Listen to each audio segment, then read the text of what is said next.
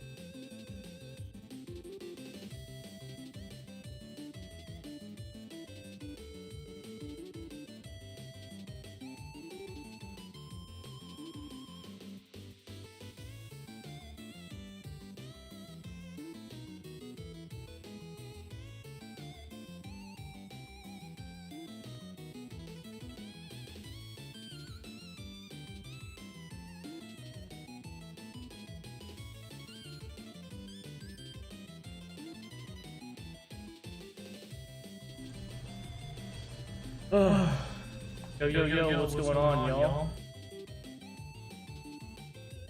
How you guys doing? YouTube didn't like me typing so many yes.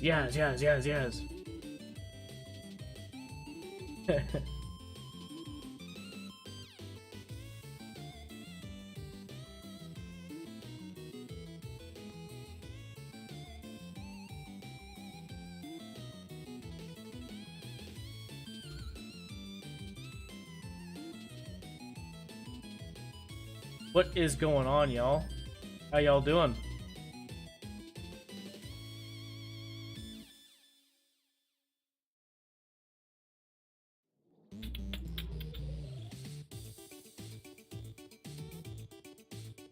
You flip horizontal, there we go, that looks a little better. Still fine-tuning the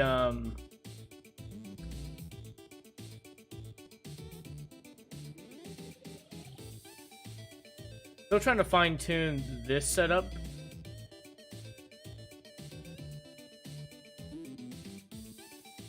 So basically you're watching me on actually this is a stream PC setup right here.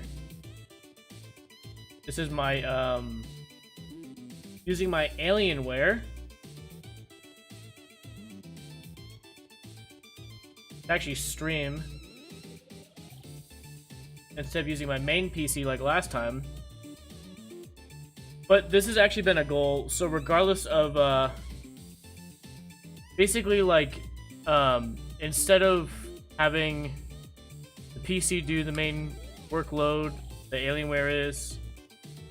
And I don't think the problem was due to because I was streaming on a single PC. I think that flaw was that Monday we tried streaming? Tuesday? I think it was Tuesday. I think that was just some random flaw that like I don't even know what it was to this day. Because when I uninstalled OBS and then tried it again the next day, I did a test stream and it worked. But going back to using my laptop to stream has been a more recent thing. A recent thing, but not because of what happened on Tuesday. Gotta get an overlay over the controls in front of you. That's right, yeah. Watch this. I bet I could probably double this up and do something like this. Watch. Hold on. Copy. Paste. And I could probably do something like this. Hold on. See if this actually works.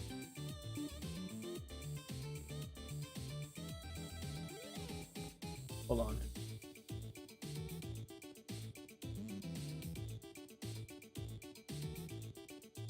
Hold on.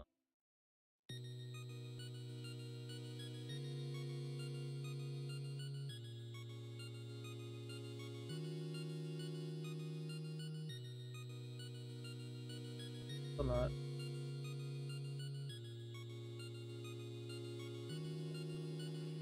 Where'd he go? Hold on. Let me try it again. There we go. And then let me try this.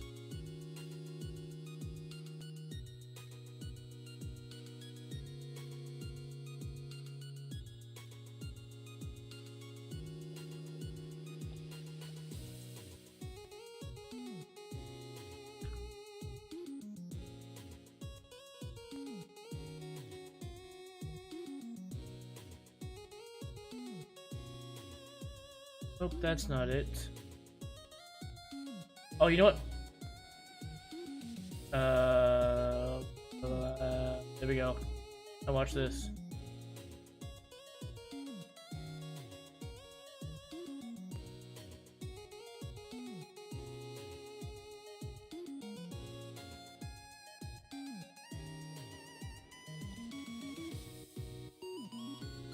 Let me see.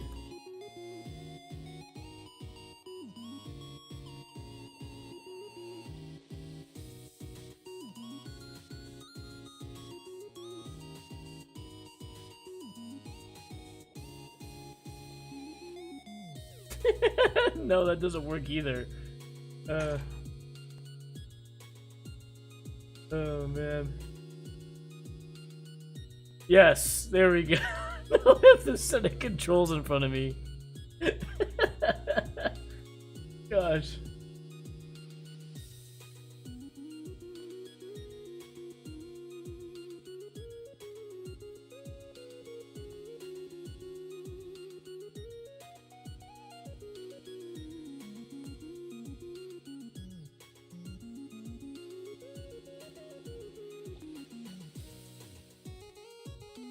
Gosh, look at this abomination.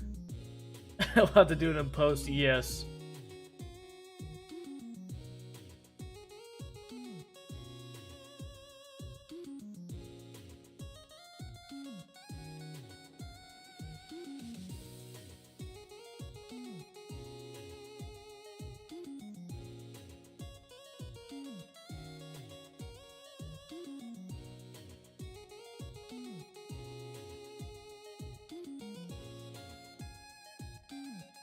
You need to trim it in Photoshop, exactly, yeah.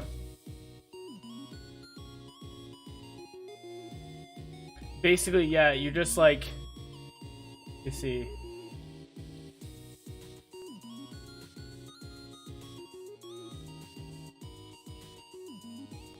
Yeah, it's like you're, basically you just gotta go over like the bottom section and then like background removal and then just like put that over top like a layer.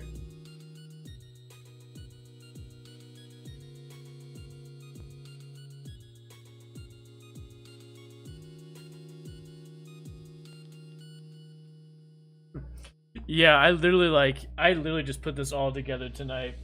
I just wanted a background picture, but you mentioned I gotta get the control thing in front of you.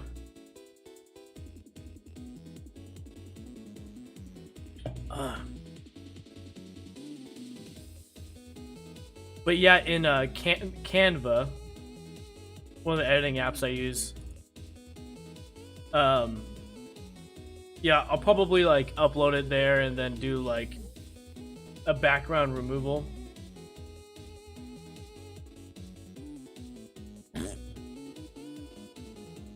But anyways, hold on. Why is it so? Play setting. Night settings. My gosh, you. 25. There we go. That's a little better.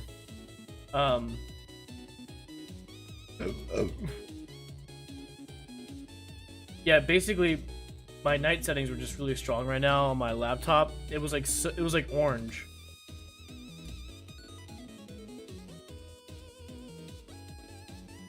Let's see.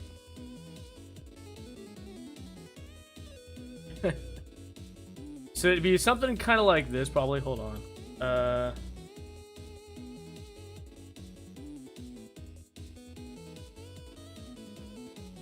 Falcon, cockpit. Let's see. Let's see if we can actually do it in Canva.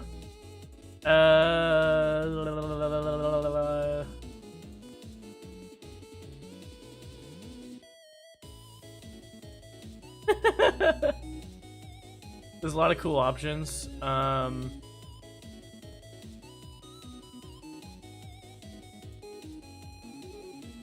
it looks like toys.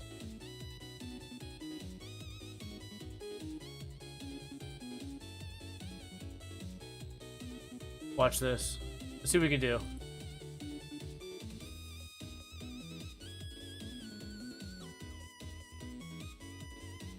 Oh, you know, before I do anything, hold on.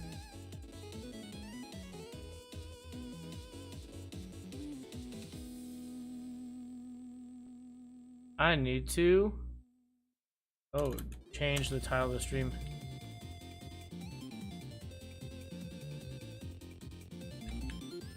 Even though we're just doing a just chatting portion, I never said anything to just chatting ever again after what I've learned through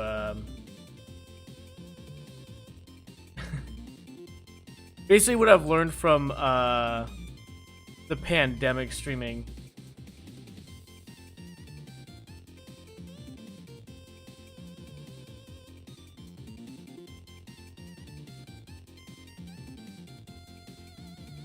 I don't know if you could tell, but it looks like it's already cut out.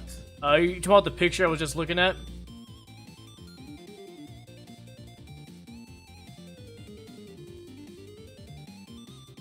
This one right here?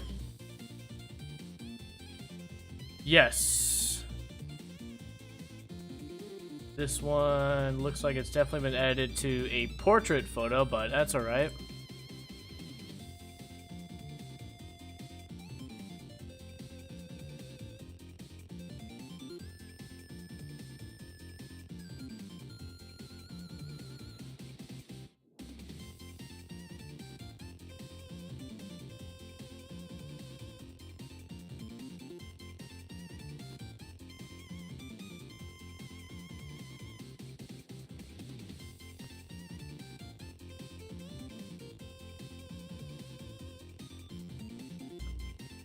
Let's see, import file, I guess. Yeah.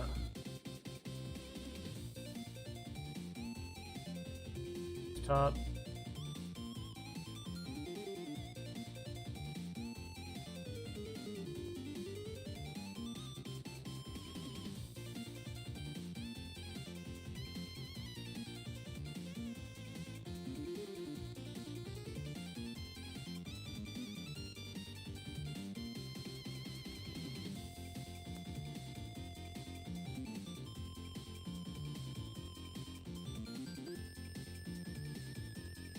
Okay, let's see.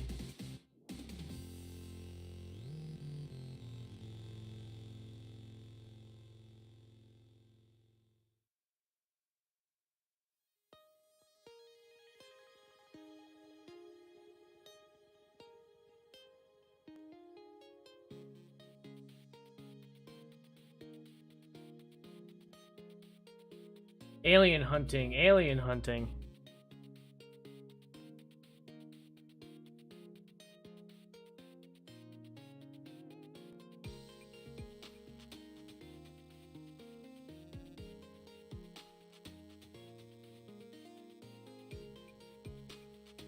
Oh, frick, let me just get an idea. Edit image. Where is...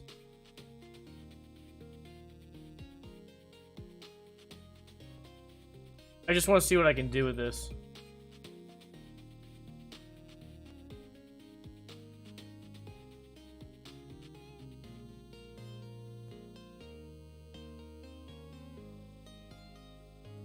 Oops.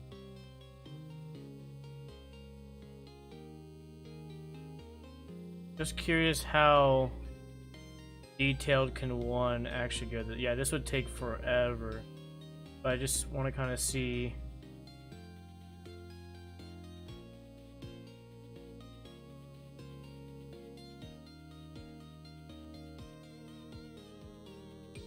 Basically, you just do something like this.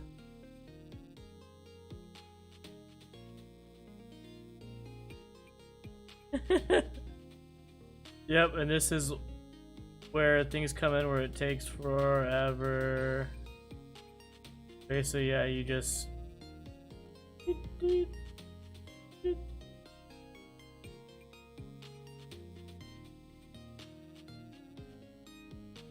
Something like that. Right, this obviously you'd get the brush size smaller and you get into all the crevasses. Alright, let's see something.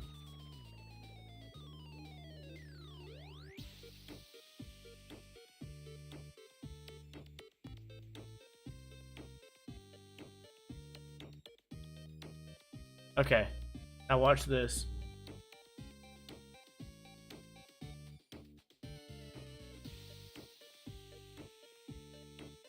Hold on. This is gonna be really crappy, just by the way. We're not trying to actually do a good job here. I'm just curious to see what it'll look like if I keep the same idea and then actually try it later.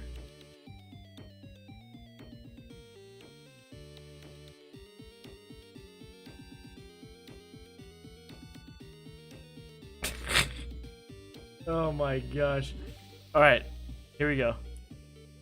We're gonna download this.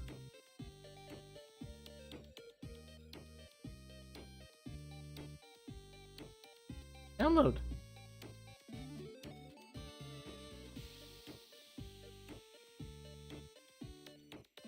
Alright, we're gonna send it to ourselves in Drive. Under which name? File upload from downloads, Untitled Design. Okay, setting it to ourselves in the Drive.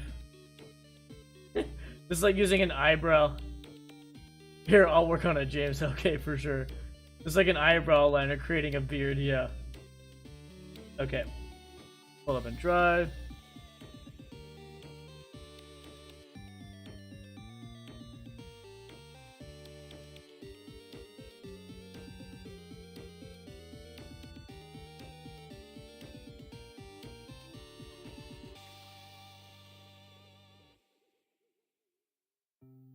Untitled Design.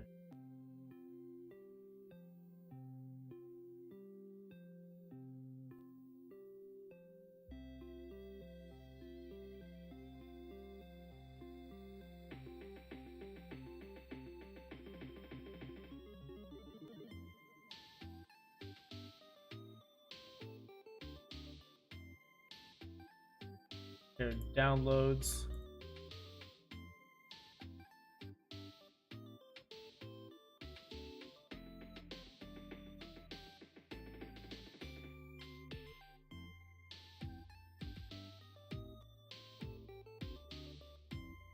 Here. This is what the jankiness could end up looking like. Oh, I forgot to make it a I forgot to remove the background. I erased it. I forgot to save it at, hold on. Here. My goodness.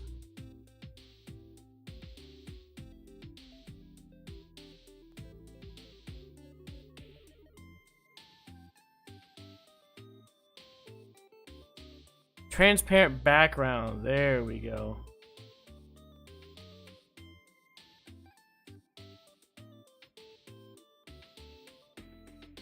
Oh my gosh. Okay.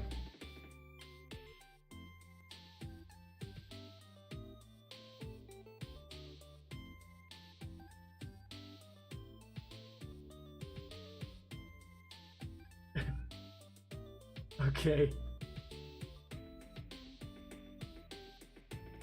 Alright, let's see now. Hold on.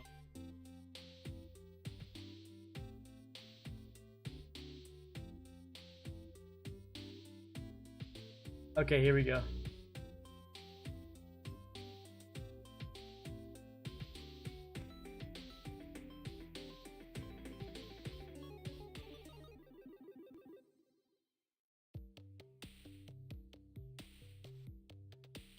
Okay. Alright, here we go.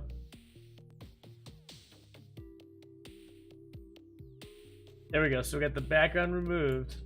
Now watch this. Oh, that's not what we want. Hold on.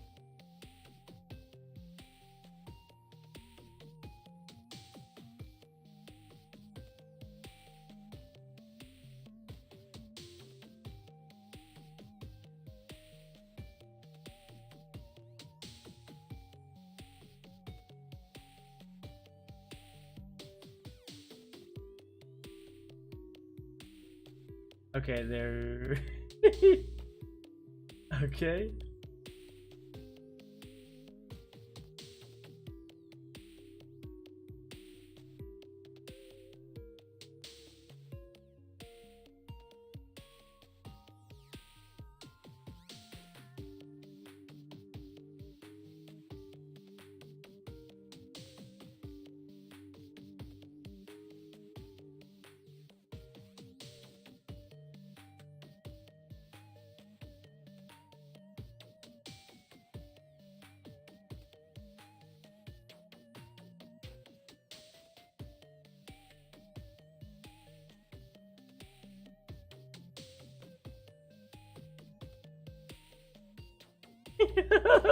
Do you guys see this? Wait, hold on, man.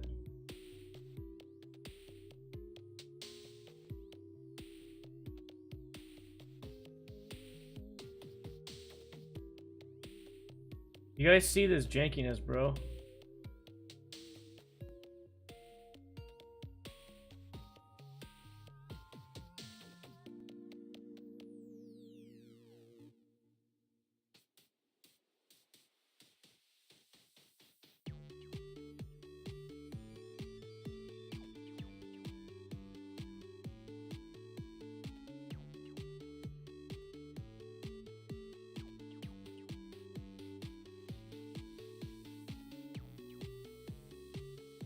There, how janky does that look? Oh.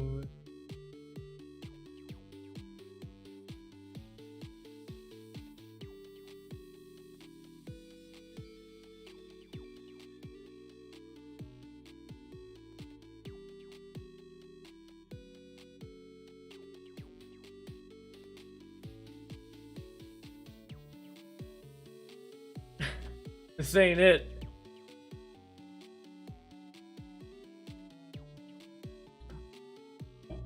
Hey, everybody, look at my flight controls. Look at my flight controls, everybody.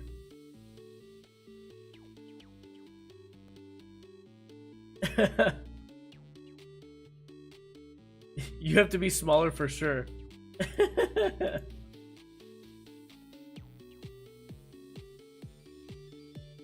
Oh man.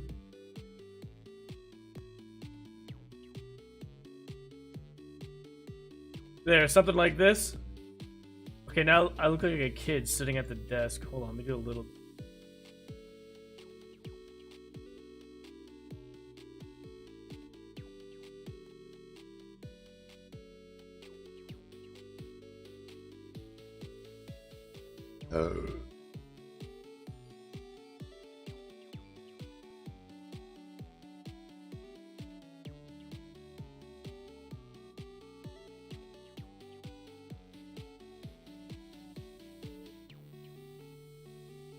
Okay, what about that? And maybe only the right side of the controls need to be layered. You mean the controls in front of me?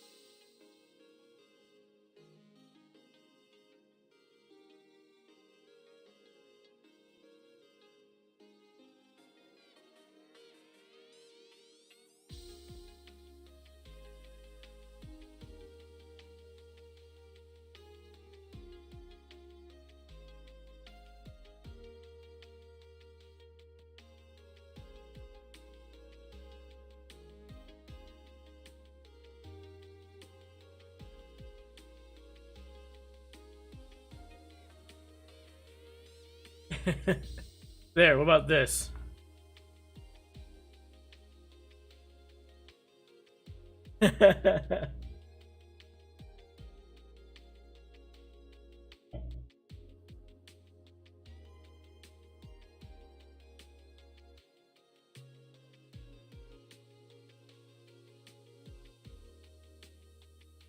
I'm curious about something.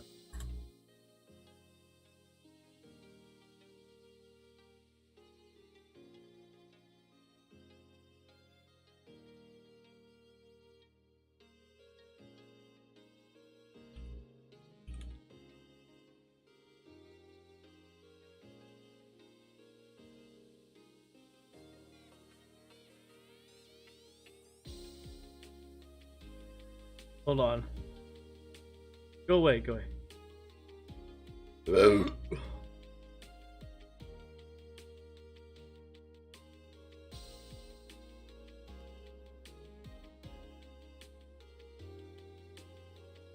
I'm coming up with something. Everybody just hold on, alright?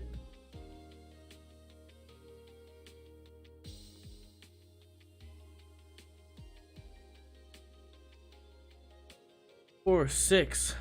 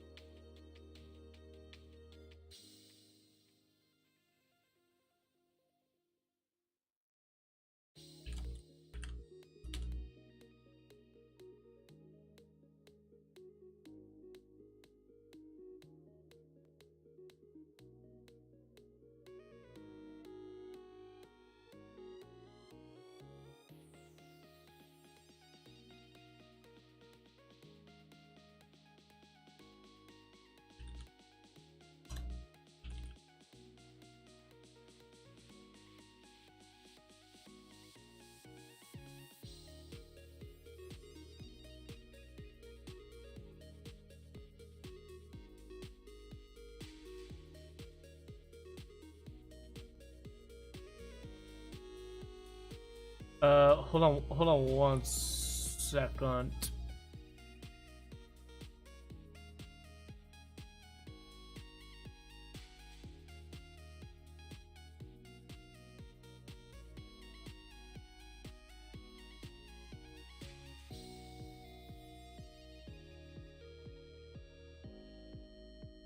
Alright, you guys, hold on. I'm gonna add some more pilots. I'm gonna add some more pilots to the picture, okay?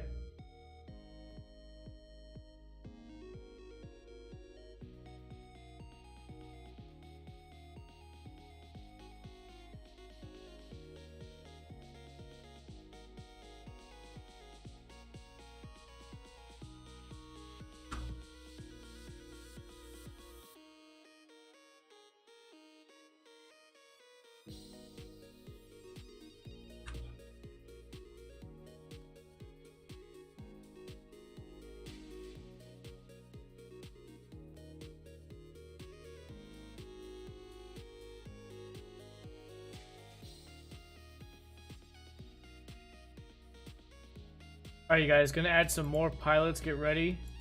We're gonna have a bigger crew to fly this ship.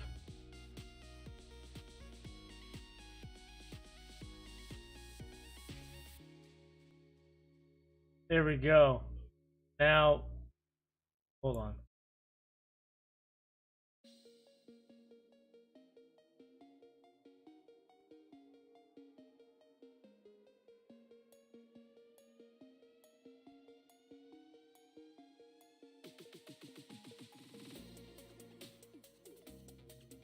Yeah, we definitely need some more pilots for this ship. You definitely can't.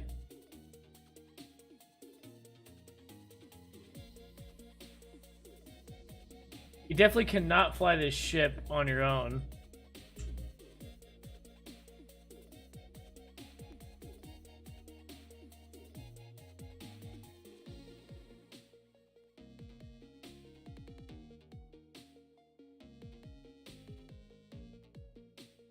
Alright, so I've added more pilots, you guys.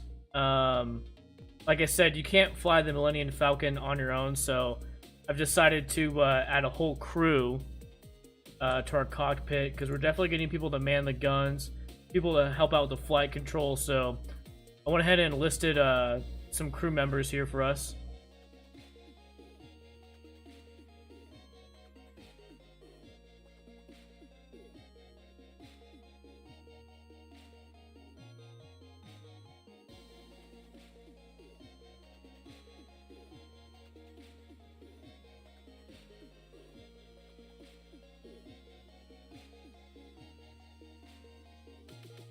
What do you guys think of my new crew?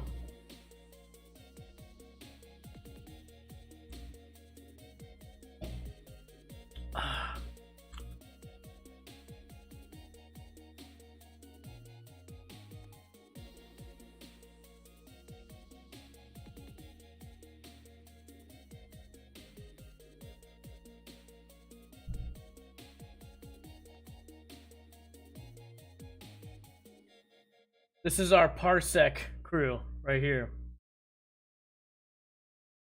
Now that's a crew.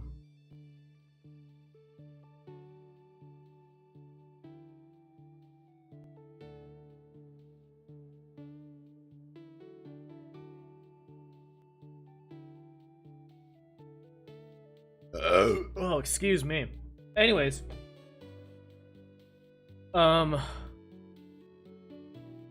the agenda tonight, folks. What is the agenda tonight?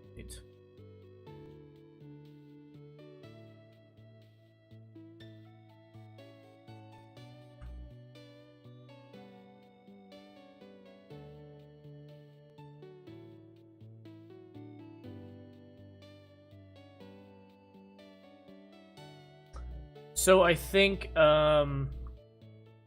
tonight our goal is to play another Game & Watch game, right?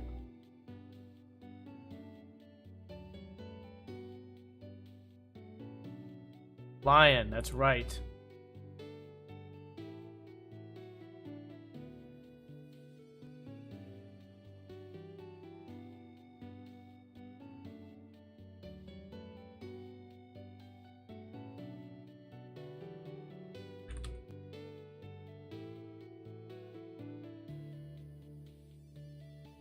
And I ain't lying.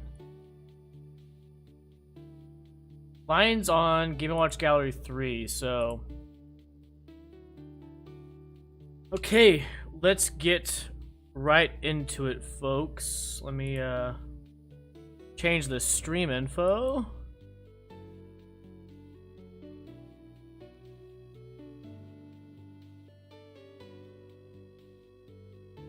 Okay, let's make sure we...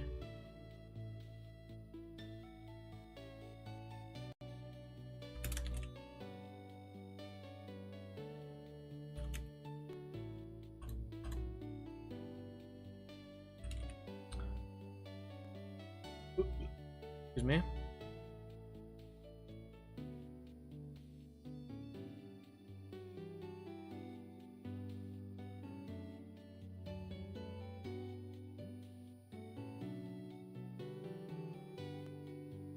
Okay.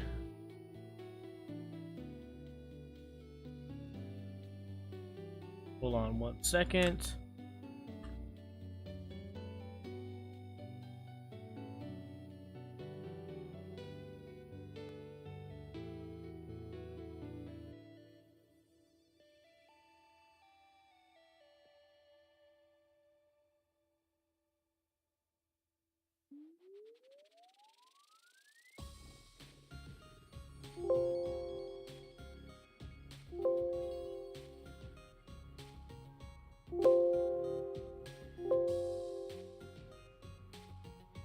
There we go. Go ahead and pause the music. All right.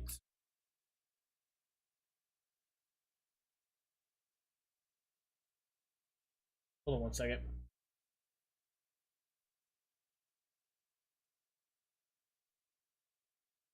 Hold on, I gotta sync the controller again.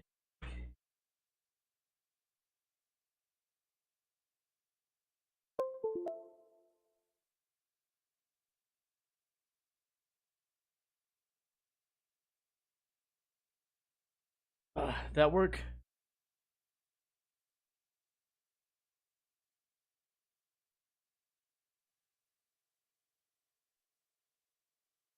It worked, y'all.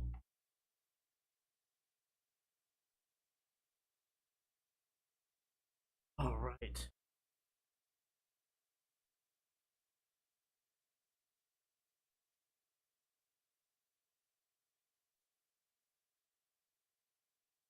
Okay. So Game & Watch Gallery 3.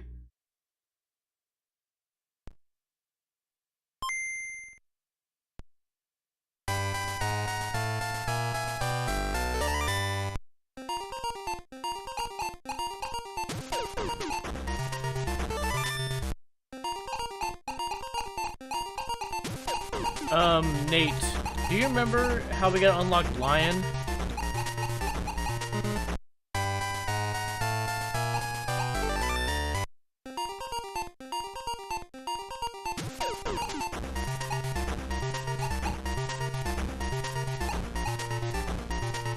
Turtle Bridge.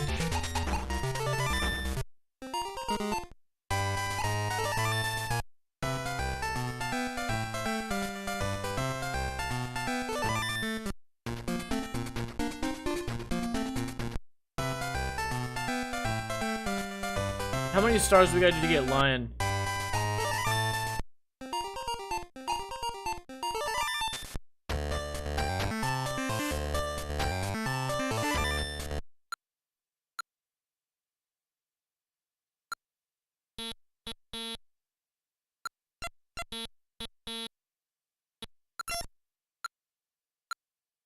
$30.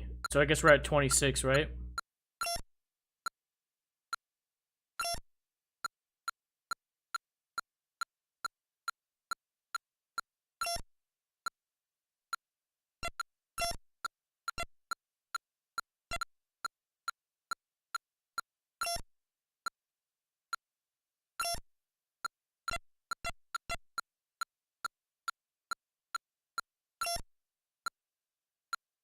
You're fired. Yeah, 4 more stars to go.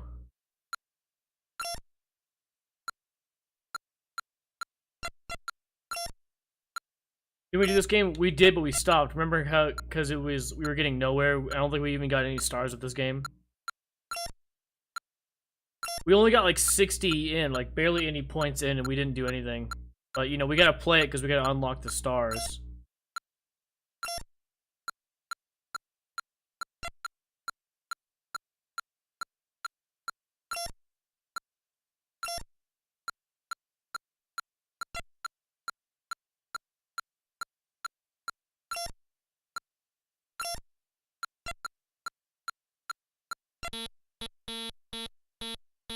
You're fired.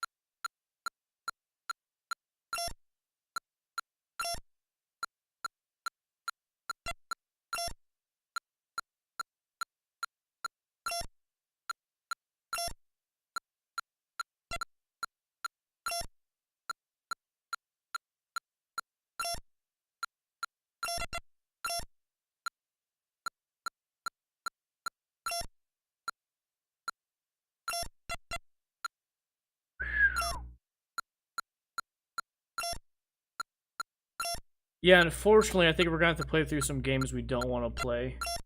You know?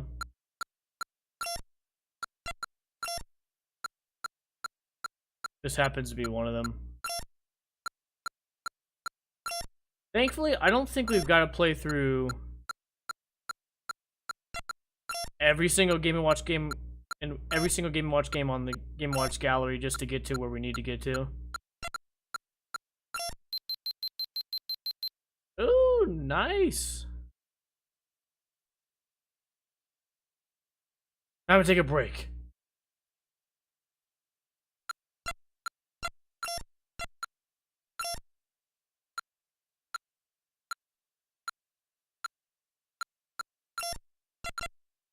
On this one, no siree. We quit like pretty early on. Not on this game.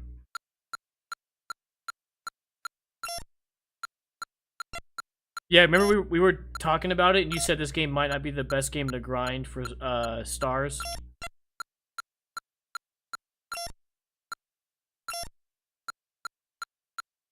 And so after you said that, I took that into consideration, and you know,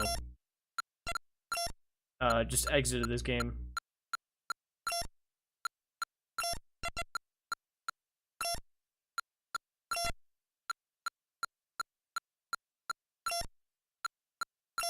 Because look how painstaking this game is so slow, it's so annoying. Yeah, no coffee breaks, no pee breaks.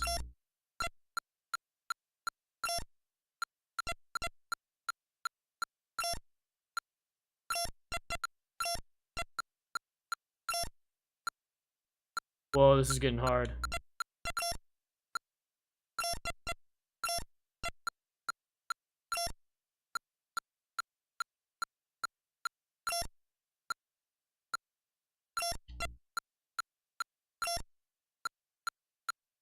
No peeing your pants! Peeing your pants is coming out of your paycheck, buddy. You can pee your pants on your own time. There's no peeing your pants on company time.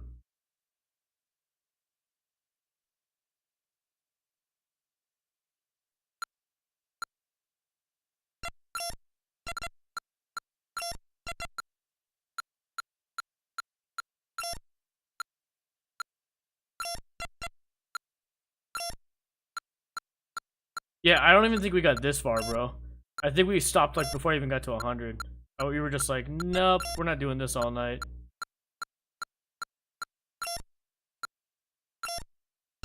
Yeah, this is just about as slow and annoying as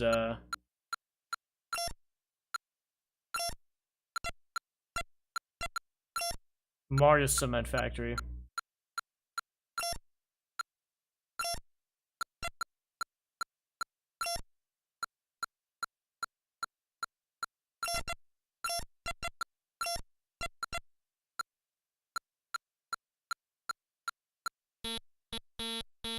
Oh shoot.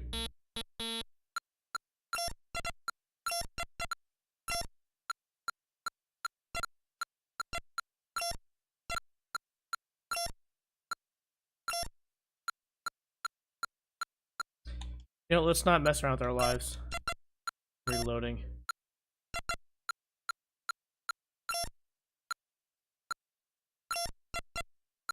You know, I didn't realize it, but they start off like a line and then you slowly like build on top of it. Like it's like it starts off as a line, as soon as it gets to Mario on the left. I want to say Luigi, but as soon as it gets to Luigi on the left, it's like it transforms.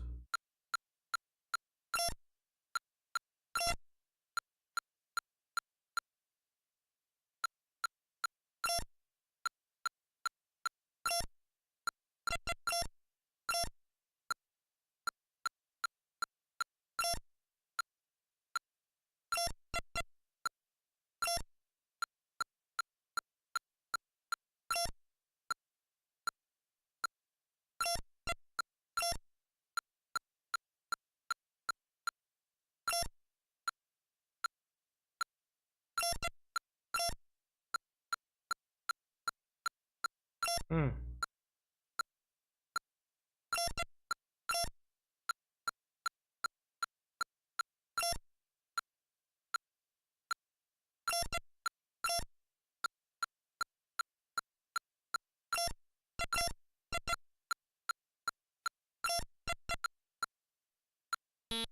Oops.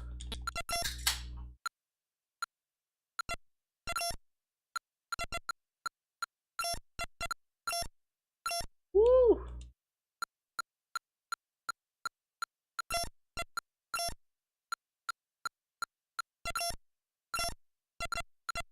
This is definitely starting to speed up, boys.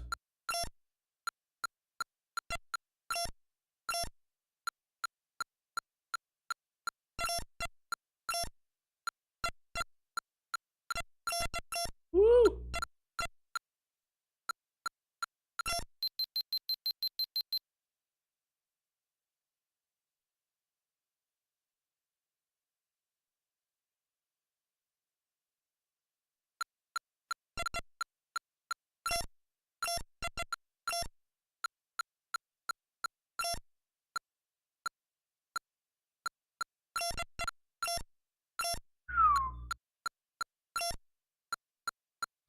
I'm curious if it's going to be 200 or 300 is the one-up man forgiveness plan.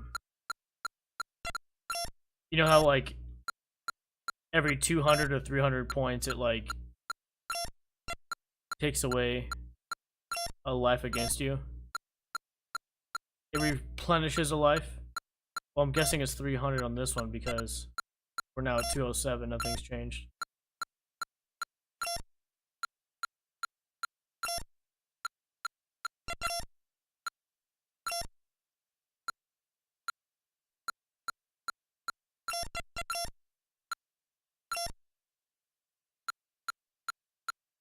Come on, the truck's waiting. Let's go. That's what the guy at the top left in the truck is saying. Whoop. Whoops.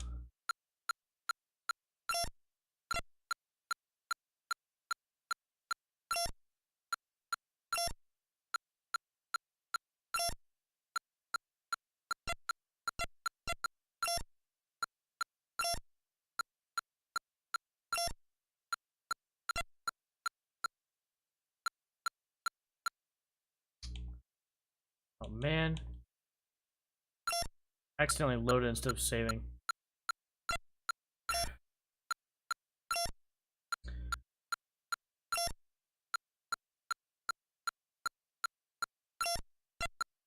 The temperature is finally dropping, man. It was 90 degrees, 93, 97. It was the highest.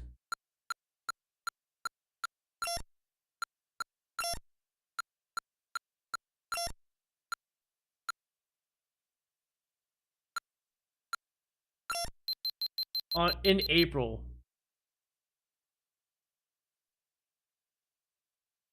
Alright, go ahead, take your break.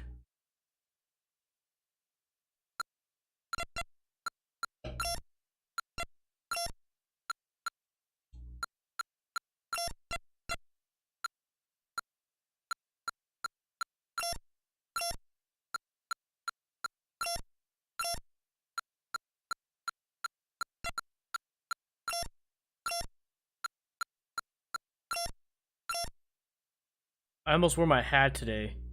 Nice, yeah, today would have been good because of the all the sun exposure, right?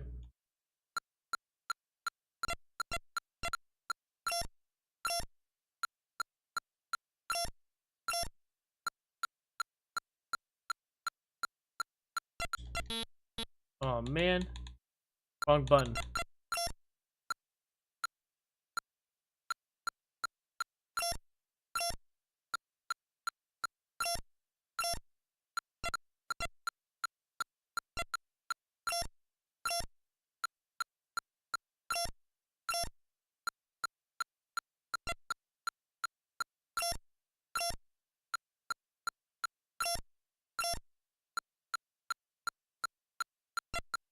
What kind of inefficient factory is this, man?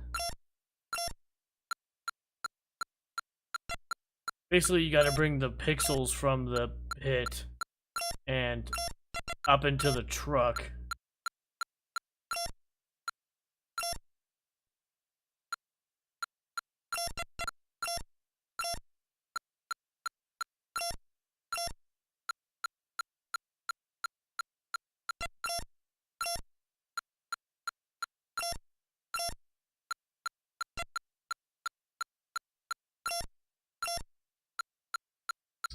Down to a nice cool 75 I can feel. The nice breeze.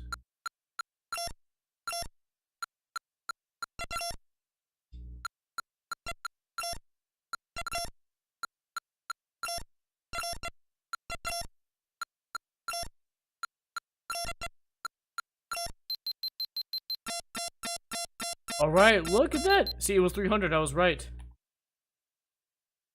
Every 300 points, they forgive a life.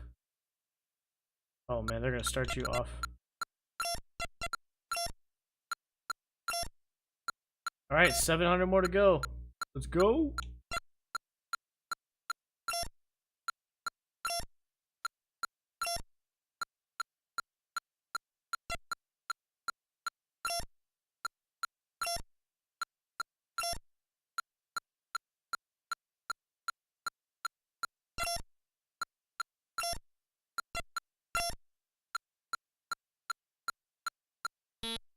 Whoops!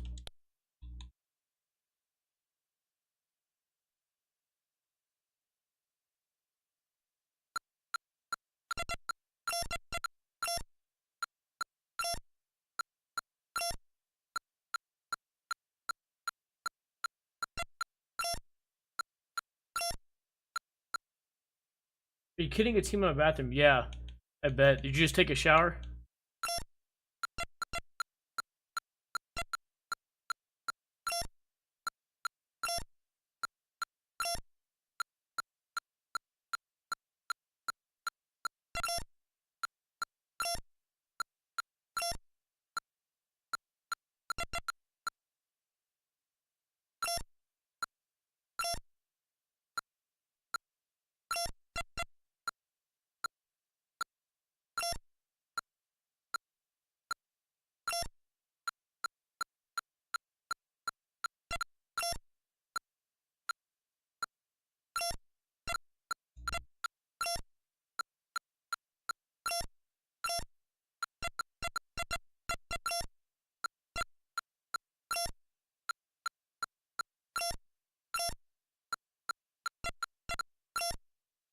Well, it's getting hard now.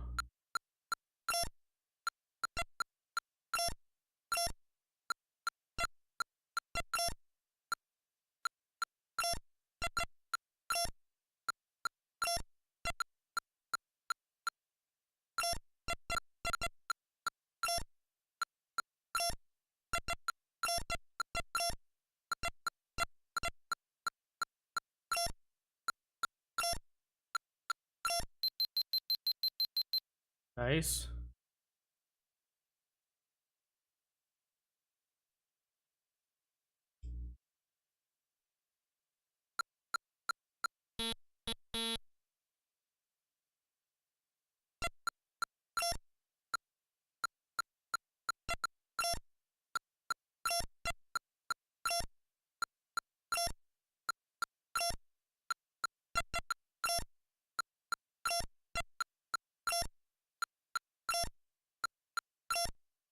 Oh no, I hit load again.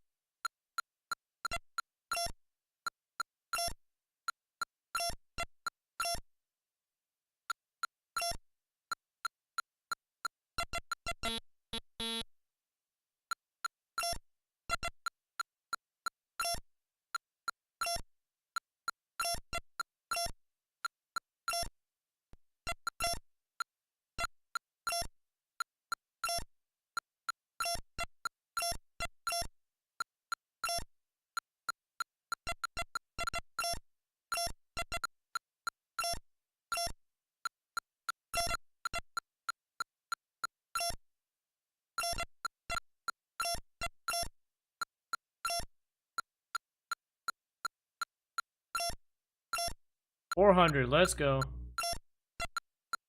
Only 600 more to go.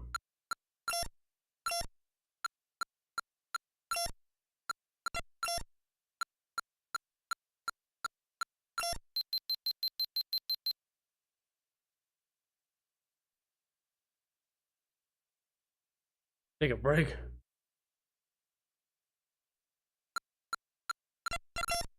That was close.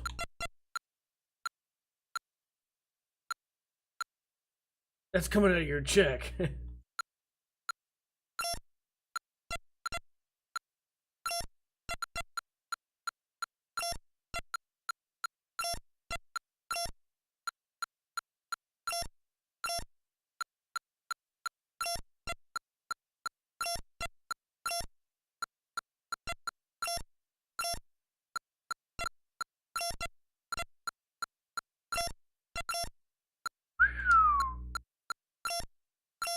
Was close.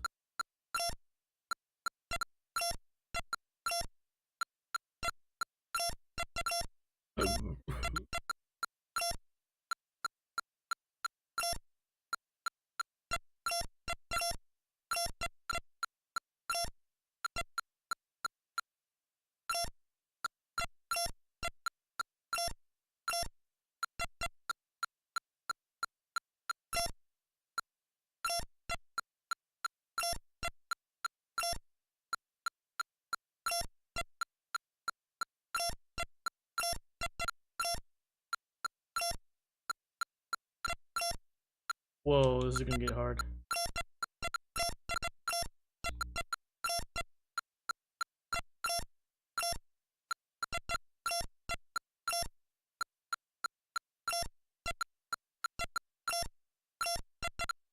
Whoa.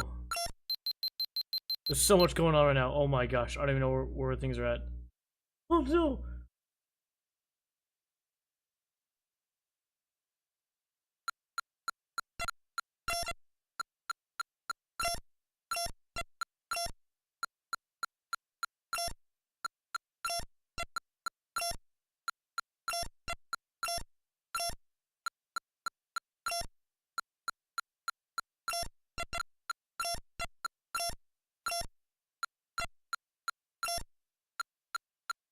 Hmm.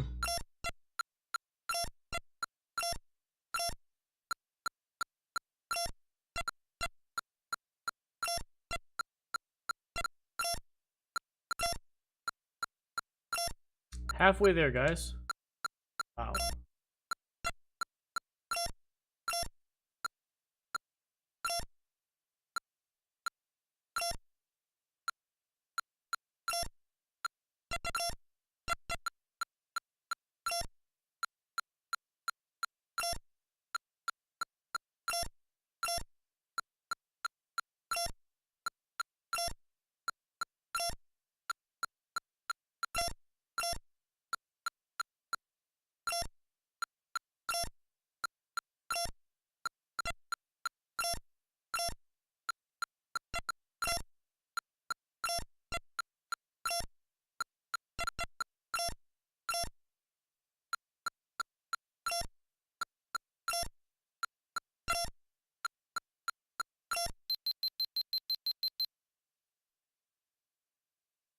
Break.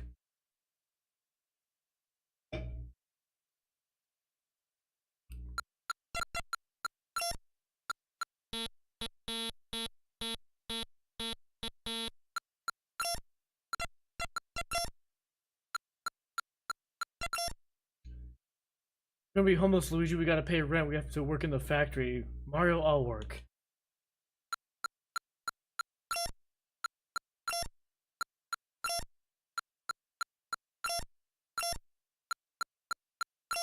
You know, things are starting to speed up, dude. We're like getting through 100 points each time pretty quick now. It's a good thing.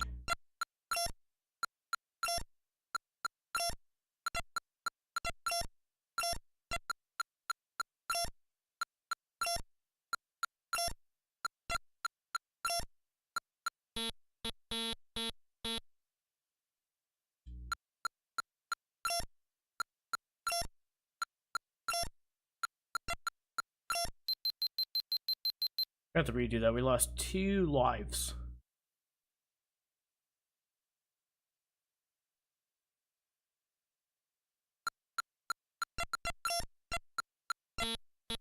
Oh my god. Again.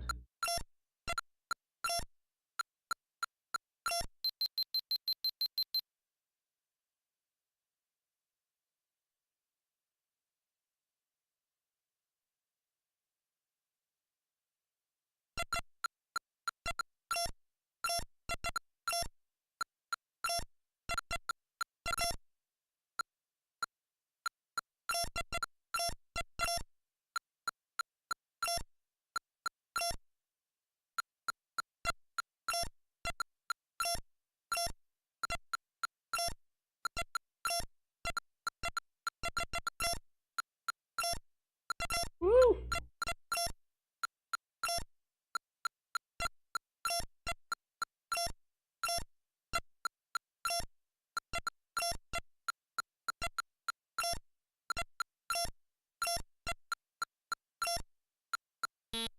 Oh no, I didn't even see that one.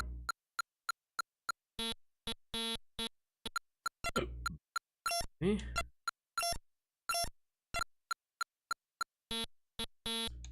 Dude, come on. This is just getting... This game is just tiring, dude.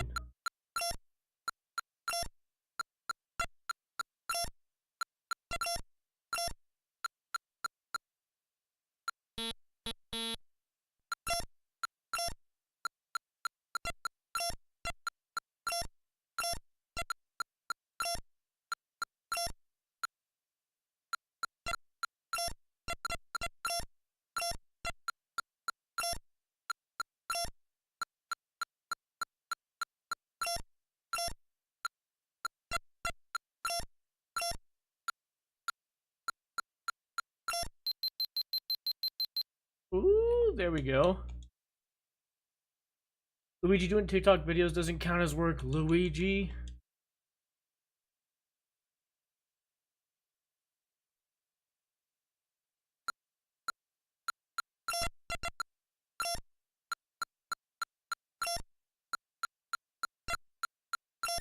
Alright, 600. Let's go. Wait, 400 more.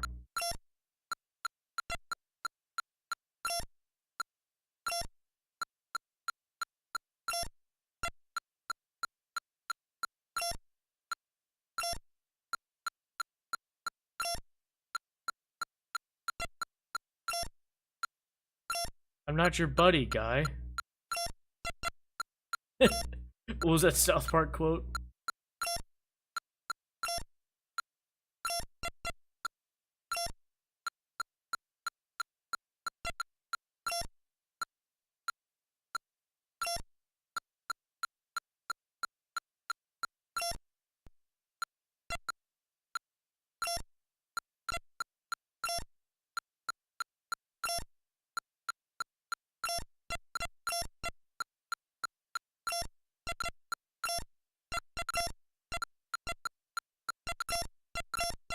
Holy moly, it's getting fast!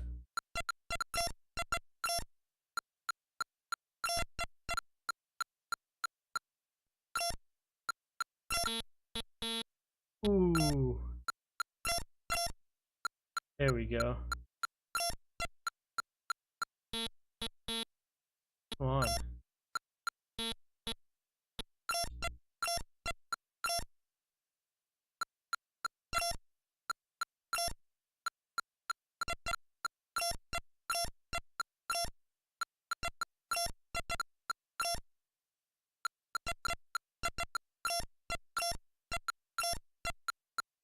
Whoa, this is getting quick. No, no, no, no, no, no, no. I'm not gonna remember.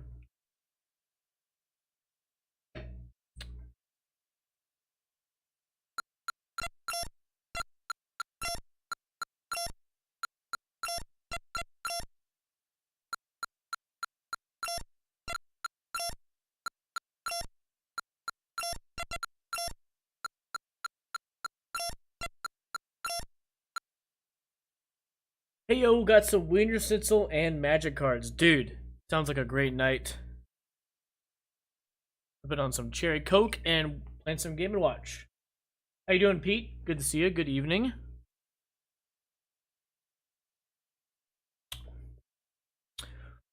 Dude, you know what's actually really good at Wiener Schnitzel that I've been trying? I've never really liked them, but I've been recently substituting the stuff I usually get at Wiener Schnitzel with the all beef or the Polish dog. I used to think the Polish dogs were kind of gross as a kid, but I don't know. This like past year, I've been messing around with getting a chili cheese dog, but subbing out for the Polish dog, and it's pretty good, man. It's pretty awesome.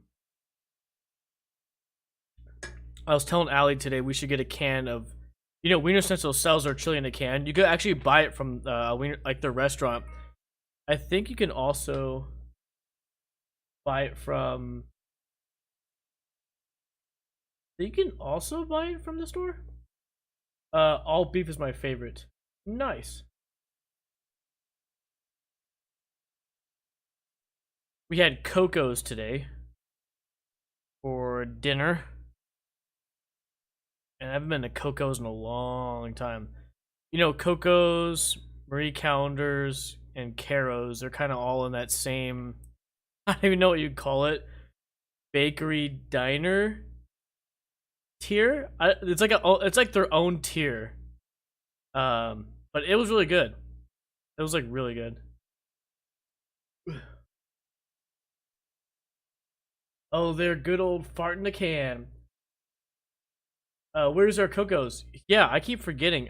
There's actually one right next to the CarMax in Torrance. Just southeast of the Galleria Mall. So I think 182nd and Hawthorne Boulevard. On that corner is a Coco's, a Chase Bank. So it's on the northeast corner of 182nd and Hawthorne Boulevard. Northeast corner, yep. And on the southeast corner is that drive-through Chick-fil-A.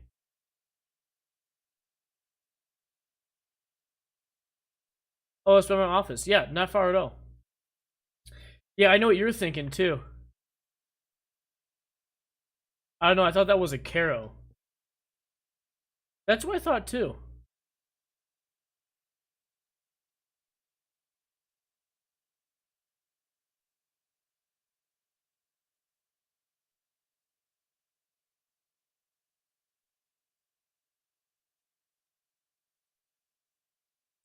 Yep, 18120 Hawthorne Boulevard.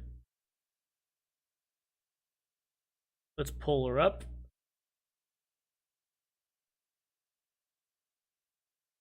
Yeah, it's because I think it's because Coco's also changed their color scheme. So you know, Coco's has always been known for that like, what was it, like a greenish color? Do you know what I'm talking about? It was like a pastel green. They've changed their like colors, and so I think that's why it's confusing because it's like similar to how Caro's is. I remember the Cocos at Madison and the one in Pedro. Yes, they're gone now. That's right.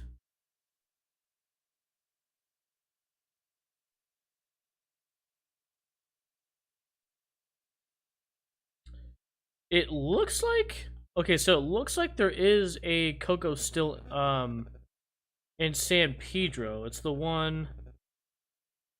It is the one off of Western. It's just north of Westmont Drive.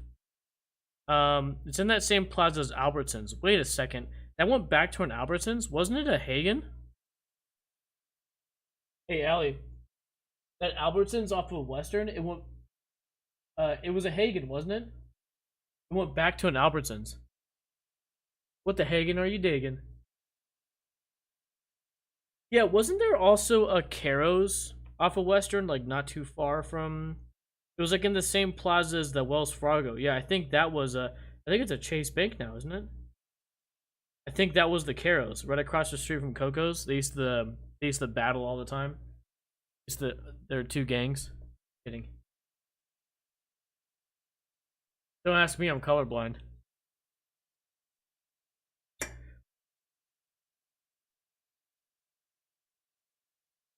They were across the street from each other. That's right. Yep.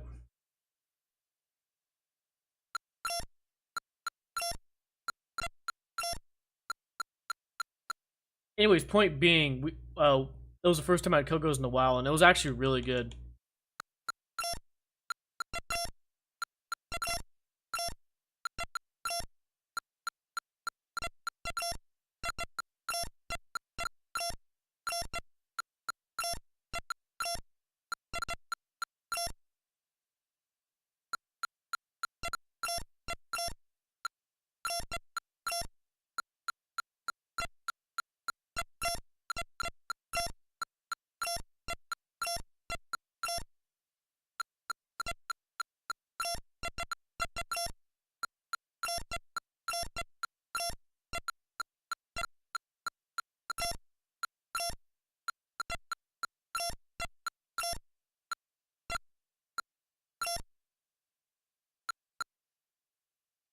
I remember when that big was a bookstore. I can't remember if it was a Balton's or Walden's.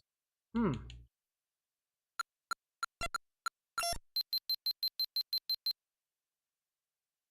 Now that I'm thinking about it, you know what's really interesting? So, do you know? I think that's the only street I know of that had um a Caro's, a Marie Callender's, and a Coco's all close to each other on the same street. You know what I'm talking about, Pete? So there was the Coco's there, right? On the corner, or it's still there, I think, right? Where the Starbucks is at, right? Right, just north of Westmont Drive, right? Then where the Chase Bank was, that's the Caro's. Further south on Western, kind of across the street where the In-N-Out is. Do you remember that? That was a Marie Callender's. That's no longer there either. Marie Callender's for the one. Yeah, dude. I used to actually love their baked potato soup at Marie Callender's.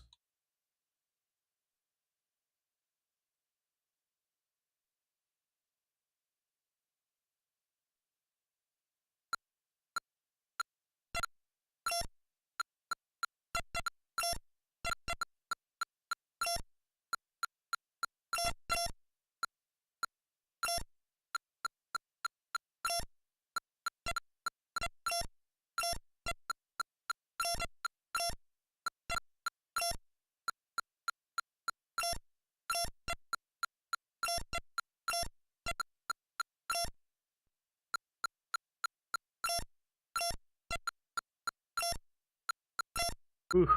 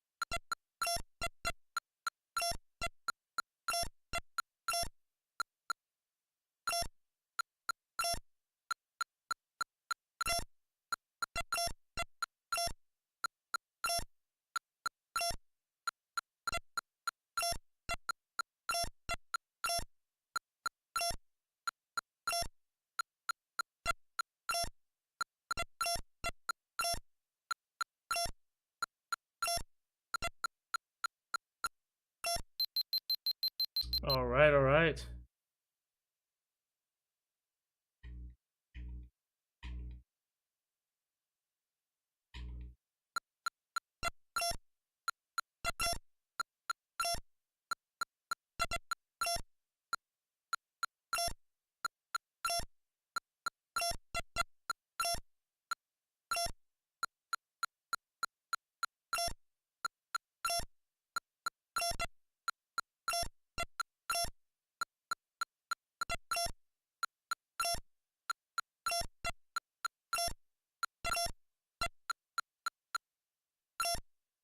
All right, we finally hit 800, dude. Only 200 more.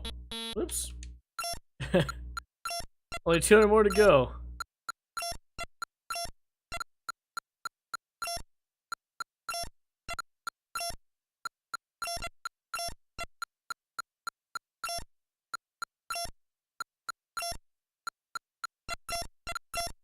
Woo!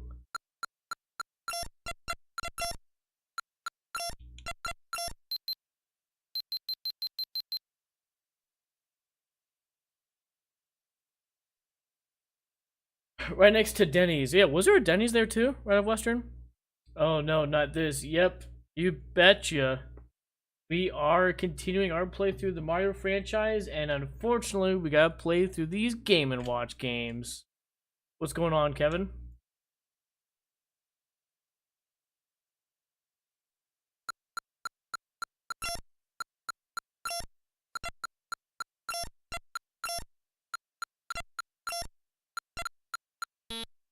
Oh my goodness. Here we go. I bet you this last 127 is gonna be really hard.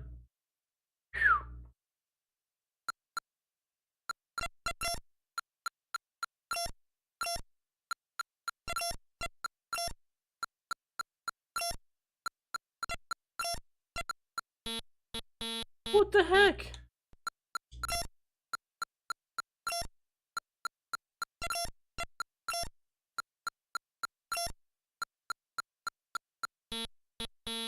Oh my gosh.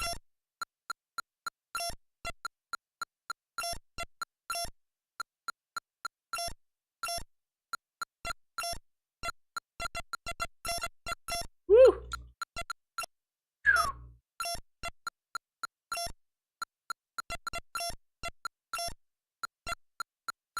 Already getting hard.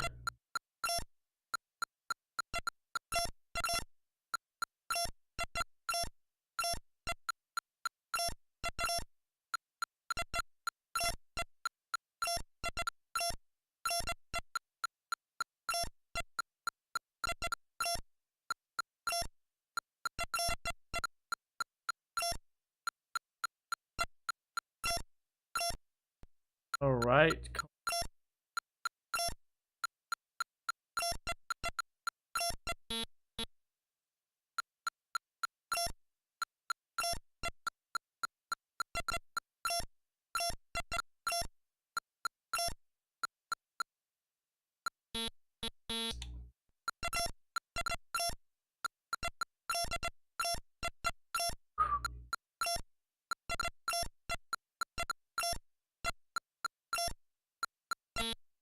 Oh, dang it.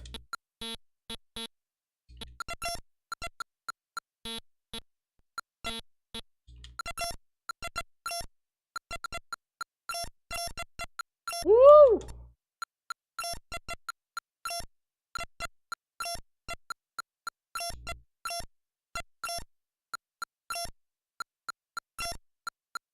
Oh my goodness.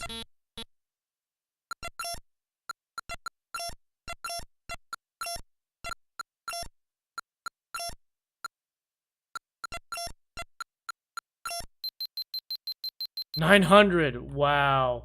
Almost there.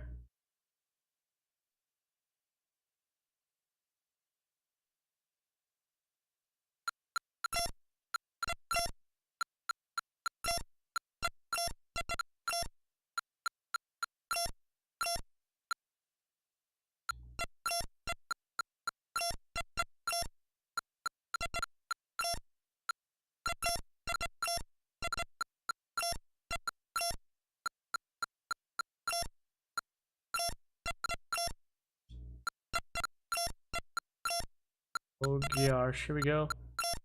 Dude, just under 100. Let's go.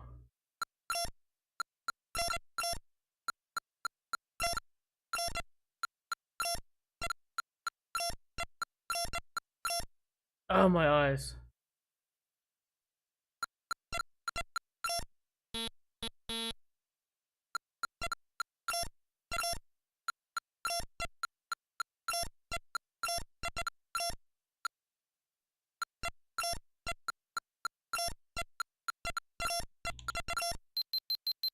Oh no. There's like one right on the edge. I think all the way at the bottom.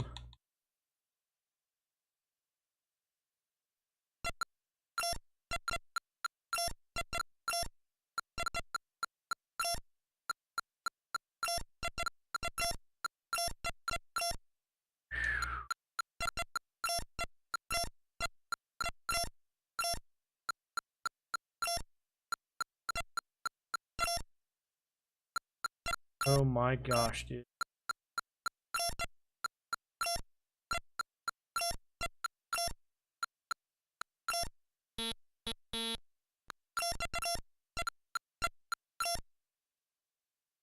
Ooh, only 20 more.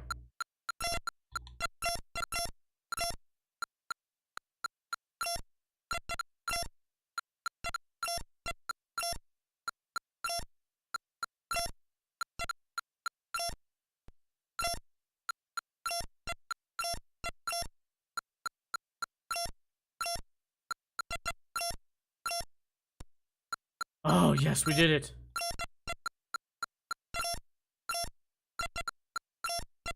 Oh my gosh, we did it. We did it.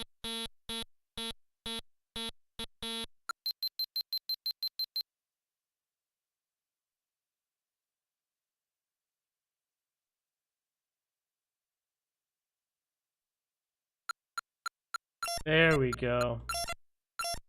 Wow.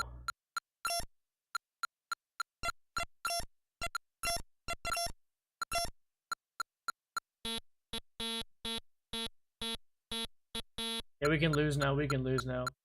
I'm starting to do this, but lurk. No lurking. Get that virtual Amazon experience. I see. Yeah. Yeah, this is what the working in Amazon Metaverse looks like. You're basically, this is what the inside of the Amazon warehouse transposed into 8-bit. I quit. Yeah, basically. There we go. Here's a message for you. I have a gift for you. Please come to Gallery Corner. Sincerely, Princess Peach. What she sounds like.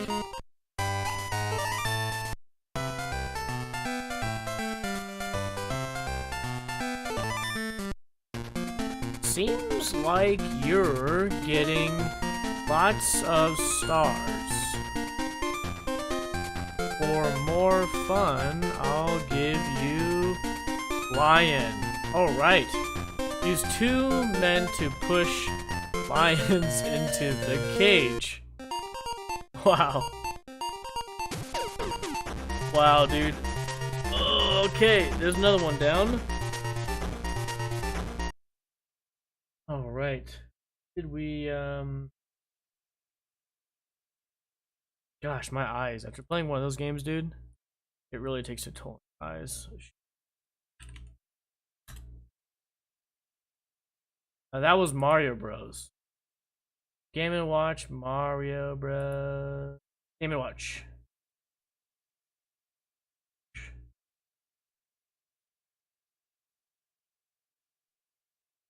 Yes, we beat it.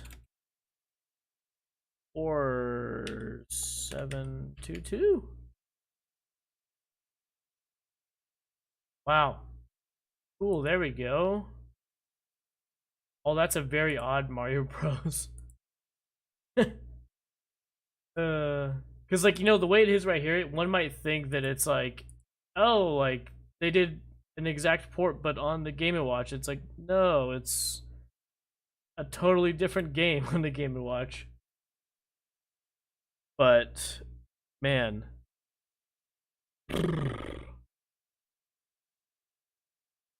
Lion! Helmet!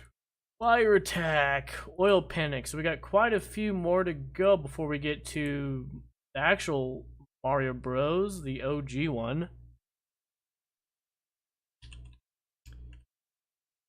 Let's take a break, y'all, and then get back into some gaming. Chris, I don't know if you're still lurking, but let me know if you are interested in playing some COD together.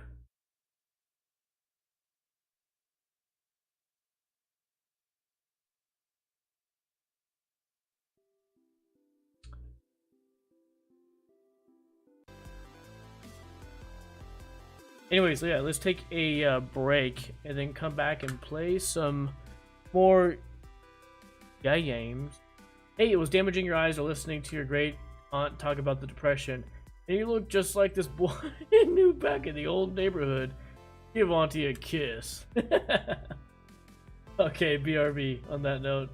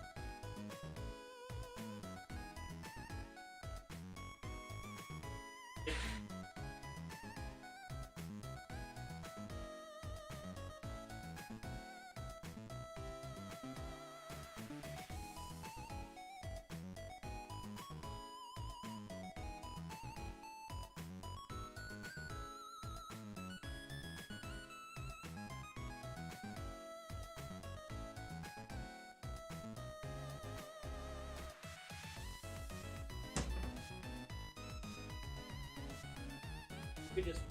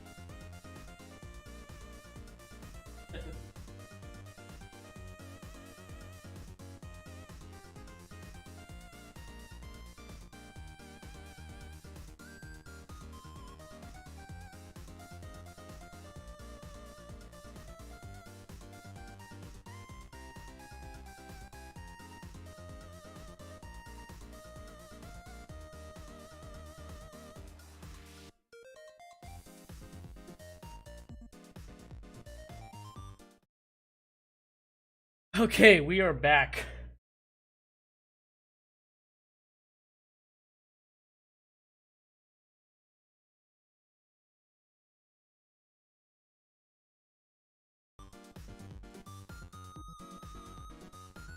All right.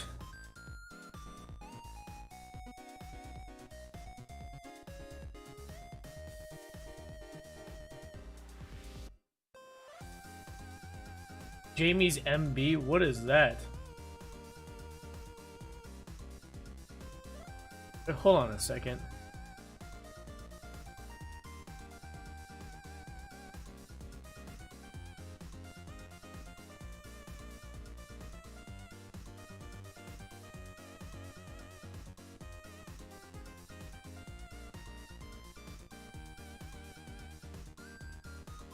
I just realized that we had someone just like followed while we were streaming. Sorry, I guess the alert box was disabled.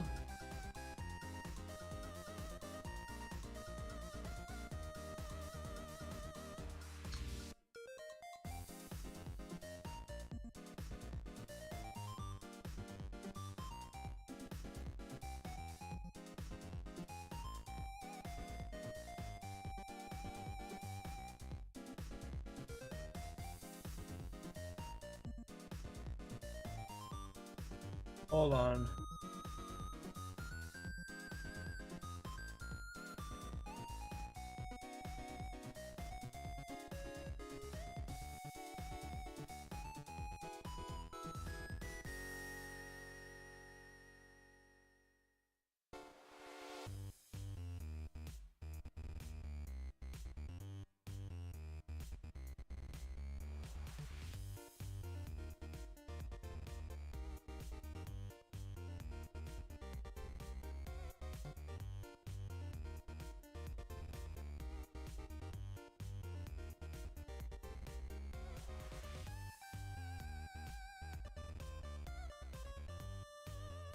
Anyways, what is this? Jamie's MB? Is that a troll? Did somebody like, is someone trolling me?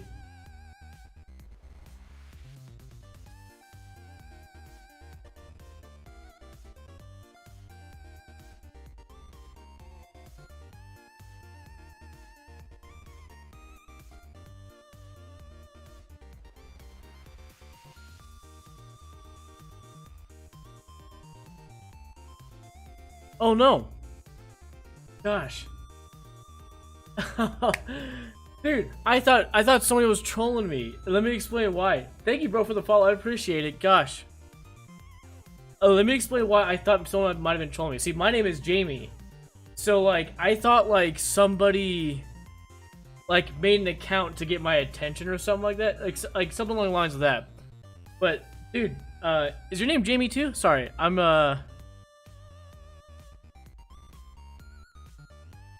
You're Jamie too, okay. I honestly thought one of my friends were trolling me and like made like a troll account or something like that. Okay, but SMP means Super Monkey Ball, my favorite games. Dude, okay, so by the way, I need to try out Super Monkey Ball. So I have a GameCube version that I've like played like surface level, and I want to play through like the franchise. I remember Super Monkey Ball going back to like, gosh, did they first launched on the Dreamcast, right?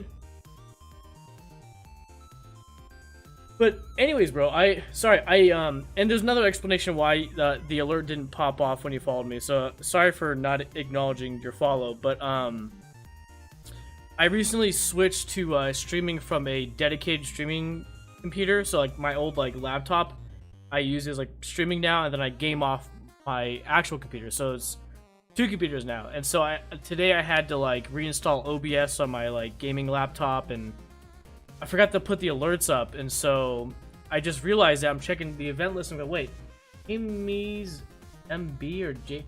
I'm like, is someone trolling me? So that's why. So thank you again for the follow, I appreciate it. New Miner 45, how late do you usually stream? Probably latest is to like 10, 11. Really depends how late we start and how the next day looks. So generally it's till about 10 p.m. but 10 to 11, let's just say that. Oh, I believe SMB was supposed to be on Dreamcast, namely Arcade, but released on GameCube as a launch title. Right. Okay. Cool. Cool.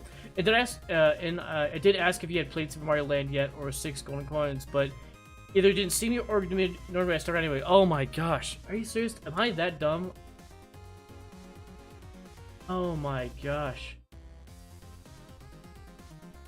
Oh man, that game was freaking me up, bro. I'm not gonna lie. That Game & Watch game had me so stressed. It was like I was missing chat in that one. I'm usually pretty good at talking with y'all, so I apologize, Jamie. Gosh, what a first impression. But to answer your question, no, not yet. So, now let's see how far are we from? Let's see. Oh my shit. How far are we from Super Mario Land? Okay, so check it out. Franchises to play through. Where's my mouse? Gosh. I have a 3 monitor setup, and sometimes, actually technically 4. My TV over here is like hooked up with a long HDMI cable from the living room. So sometimes if I accidentally go all the way over, it's like I lose the mouse. I'm like, wait, which monitor is it on? Okay, Super Mario Land. How far are we from that? But no, we didn't get to it yet. I wish they'd remake that and 6 Golden Coins as a log patch for Switch. Bro, don't get me hyped up about something like that. That's such a good idea. And with a good idea like that, you already know Nintendo's not going to do it. I'm all... Dude, in the era of, like, remakes, bro, like... they really need to like be like thinking like that, Jamie. That's such a good idea that you proposed, a remake. Here's the thing they need to do. They need to remake all those games. Like, could you imagine if they like remade Super Mario Land, but with like Super Mario Wii, or the you know the new Super Mario Bros. Series? Imagine they remade those games with like that engine or those graphics. You know what also people are hoping for is that with the Nintendo Switch Online, you know how they've added like N64, Genesis, Super Nintendo, right? That they would do a Game Boy. There's some theories, some YouTubers like Spawnwave, some people have mentioned that there's possibilities that like, you know, they're looking into also doing like a Game Boy Advanced or Game Boy libraries, you know? That would be really cool. And I think they should also release some of the older games like Super Mario Land.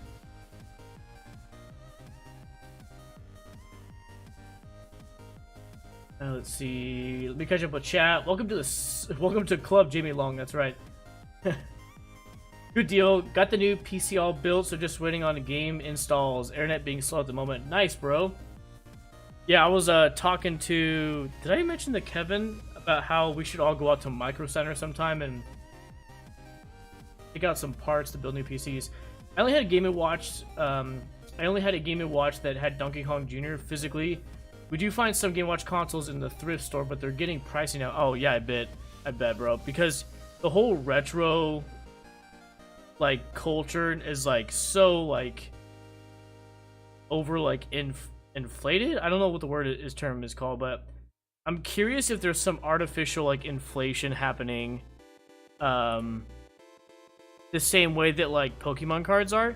So basically, they Did you guys hear about like the grading companies that like they artificially raise like the prices of cards because like, you know, they get a cut from like the grading companies like get a cut, right, from like grading cards? Or I forgot the whole like thing behind it, but like people were saying that like Pokemon cards should have never been expensive as they have been, or they were, due to like it was artificially like inflated from those grading companies. So I'm almost curious if there's some of that going on right now with the retro gaming community. Like, obviously, like, the retro gaming has gotten big over the years, but I'm just curious if there's some artificial inflation going on, too. Oh, yeah, at least they made, Link's Awakening. Also, I want Snowboard Kids on the Switch Online, but they probably went, oh my gosh, bro. Snowboard Kids was so good, man. A lot of people, you know what's interesting about that game is,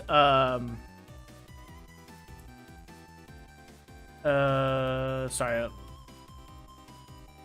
see. Sorry, I wanted to follow you too, Jamie. So I just went to your page and followed you because it seems like we're into the same kind of gaming.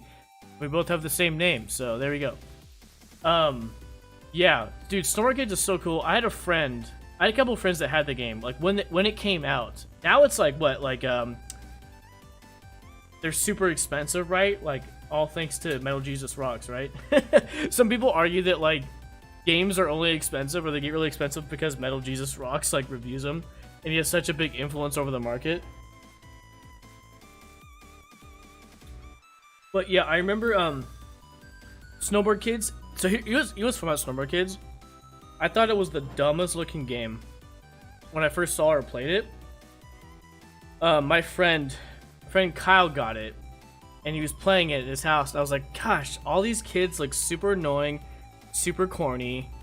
There's been a few games like that and it's like I judge it before I play it. And then next thing I know, like a day or two later, as I'm like playing the game like at his house, I'm like, dude, this game's actually super fun. So then after he beat it and got everything, I was like, can I borrow it now? So I got to borrow it for like a few weeks, maybe a month. I like 100% in that game. Then Snowboard Kids 2 came out, same thing. I think I rented that, and then my other friend got it. I just remember just all the unlocks, the level unlocks. It was such a fun game, man. But yeah, that'd be so cool if they like launched that on Nintendo Switch Online. Such a good idea. I think especially all the games that are physically like hundreds of dollars, like super expensive stuff. You're just like, I'd rather pirate and play emulation. I feel like all those games they should like make available on Nintendo Switch Online or digital options, right? Because that's the whole argument is that like, you know, Nintendo's not making any money from like third party, mom and pop shops. And nobody's offering like another solution, so it's like either you get the physical versions of games that are like hundreds, thousands of dollars, you know, or you like download emulators like ROMs. And it's like if Nintendo offers like a middle ground where it's like digital for like 15, 20 bucks, whatever it might be, like people would buy it. People would buy it, and I think Snowboard Kids should be one of those games that they definitely should add to the library. Scalpers too, yeah. So that seems to be a huge thing now. Like flipping seems to be a huge like kind of, I don't know. It just seems to be like a trend or a hobby a lot more people have gotten into. And unfortunately, the people that are scalpers and flippers have learned that they can make a ton with retro gaming right now. So like all the, you know. So I remember there's a guy I follow called his name's Adam Korlick. I've been following him since like 2015, but he's been around like since like 2009, 2010. And you know, a place like Goodwill or gosh, what's the other one? Goodwill and Salvation Army. Like those used to be really good places to get retro stuff, right? But then like it became popular, and so like, you know, all the flippers were like, oh dang, like that's a gold mine. Here, let me go get Super Mario Bros for $4. I'll pick up this classic Nintendo for $10 and then flip it. That's why like a lot of times when you go to like thrift stores, most of the time like a lot of the good stuff is already gone because, well, it's either avid retro collectors, which I mean they exist, but I wouldn't doubt it if most of the time it's like flippers trying to like go there and do stuff.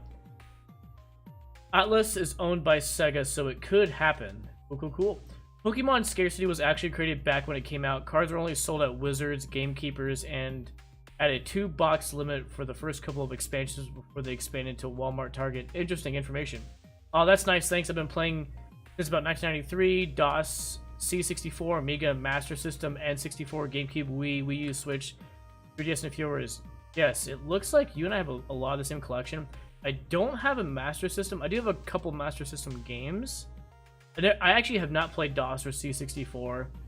My first console was a Sega Saturn, which I always tell people is like a really odd, it's a really odd first system. I mean, I know a lot of people probably were like me, but in my community and the people I knew at school, nobody ever heard of a Sega Saturn. No, I didn't. I don't think. I think maybe there were some like other like Japanese students who like knew about Sega Saturn. that were like new students and like had like Japanese versions. Like I think I heard like Doom Plus going, oh, so and so that just moved from Japan. I think he's got his Saturn 2 and it's like white but you know it's Japanese. I was like, oh, that's cool. Like I didn't know many. There was 2 consoles that like I could not relate to anybody at school, other than my one friend Mason. Mason, I don't know if you're still here in chat, but he had a Sega Dreamcast, and it was like the 2 Sega consoles that I got. It's like I couldn't strike up a conversation with anybody at school. It was like everybody had a N64 or PS1. Nobody had a Saturn.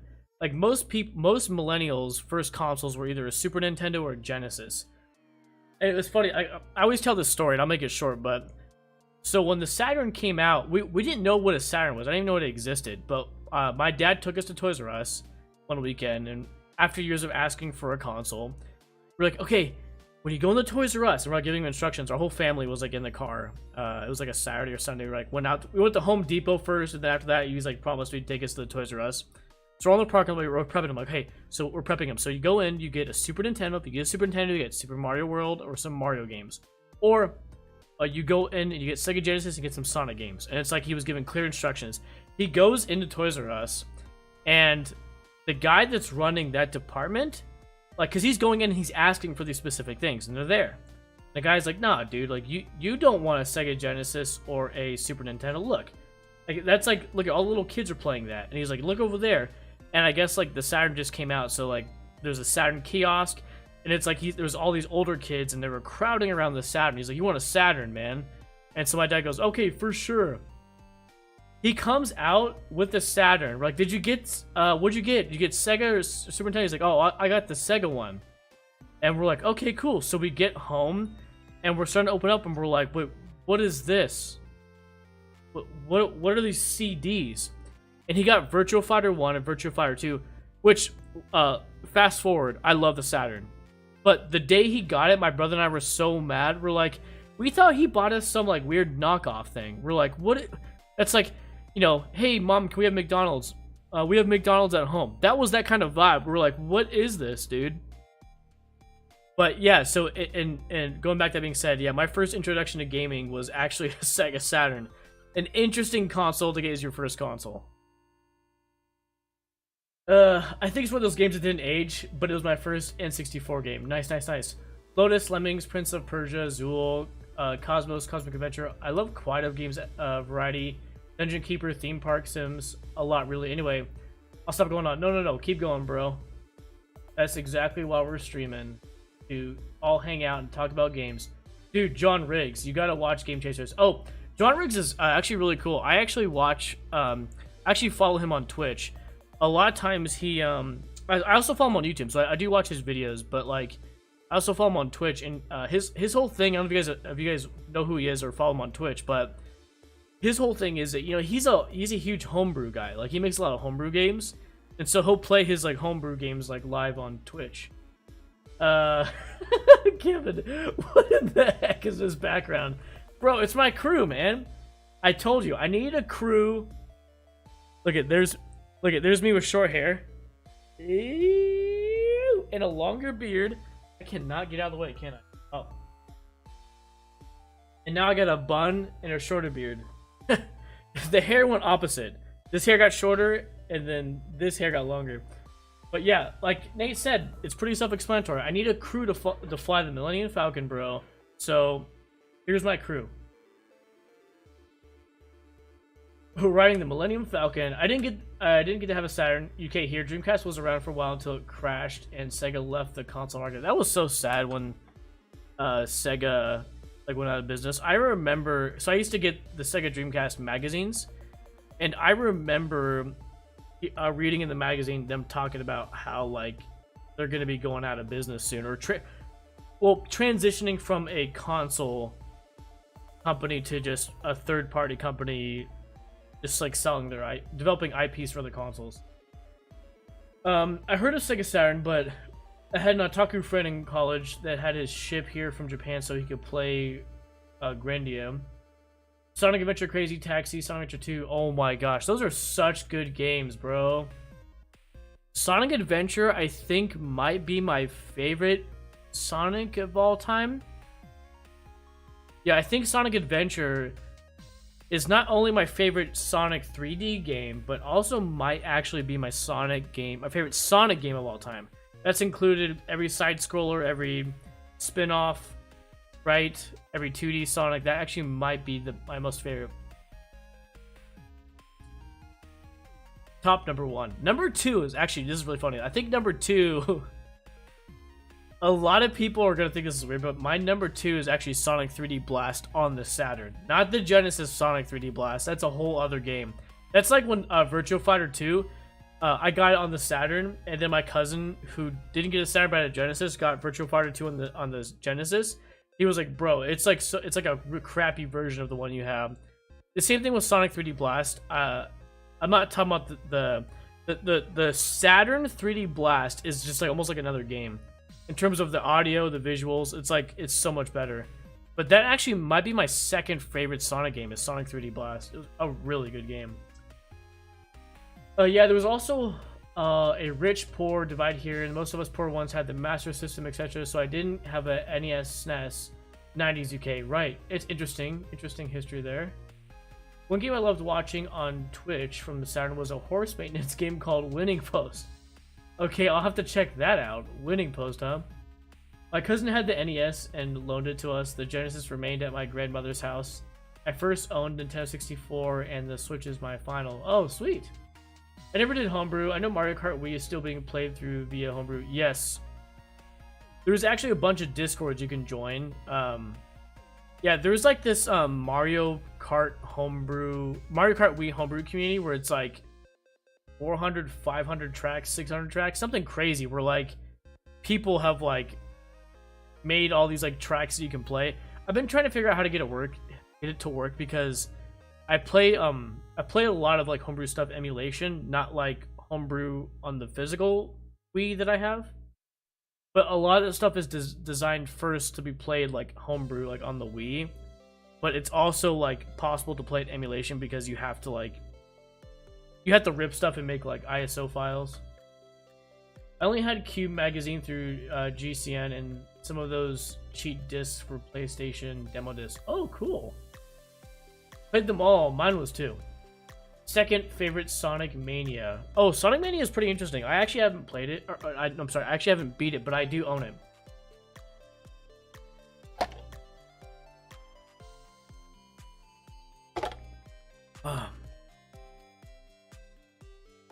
I've played Sonic Mania like for maybe about 30 minutes.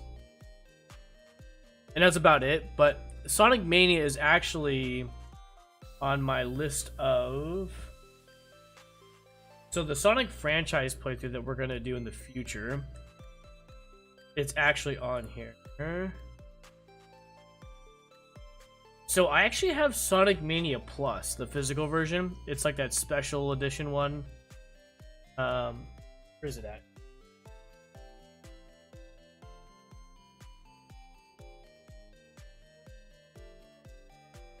Check it out. Here's that special edition they pulled out. Mania Plus, I guess, right? That's the... Because Mania, right, is like... That was like a digital only, right? It's cool because it came with like a book and stuff like that.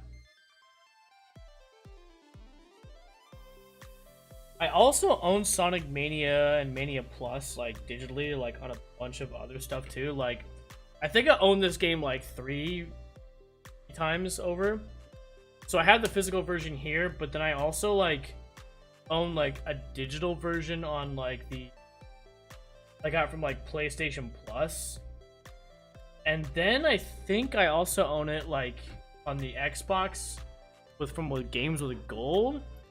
And then I think I also own a PC version from when I bought a Sonic bundle from like Humble Bundle or something like that. I did buy the Xbox 360 for the sake of Sonic Generation. Oh, Sonic Generation is pretty cool. We actually started that on stream. I'm playing the Steam version, but I think I also own it on the Xbox. I have to double check.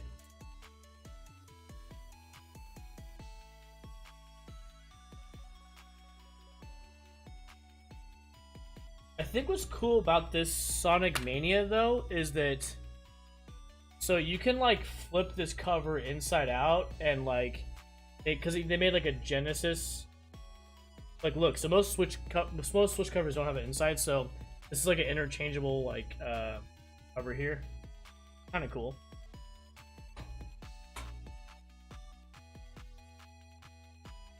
Let's see, same. Oh, Humble Bundle, I had to get that, even though I already had Sonic games on consoles, but I thought it would be a way to get PC versions.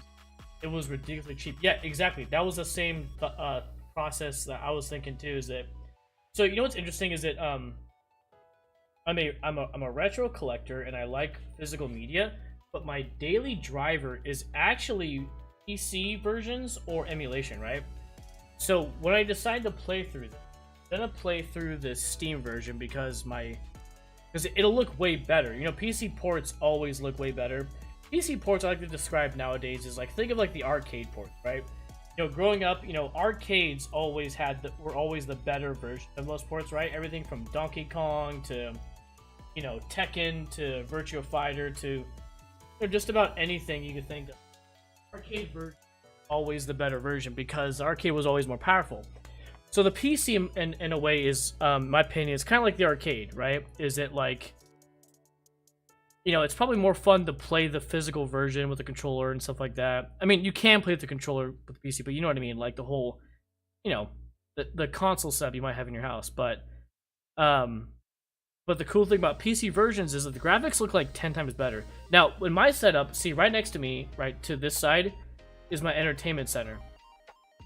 So, like, I can actually play, and behind me is my living room, it's my couch. So I can actually play all my PC games with a controller from the couch. So, like, at that point, it's like, I'm pretty, like, my PC is my console. So, yeah, when it comes down to it, most games that are multi-plat, I go for the PC version nowadays. Like, for those reasons. Unfortunately, now with the energy prices going up, computers do use a lot of power, so become a constant battle of balance cost to enjoy things, anything. Not to moan, yeah. I know exactly what you mean.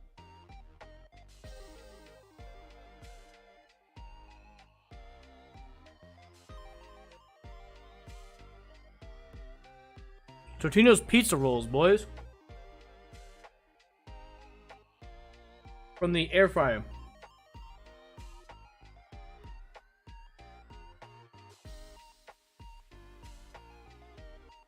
Oh man, yeah. All costs are going up like crazy here in the US. Gas prices, you name it.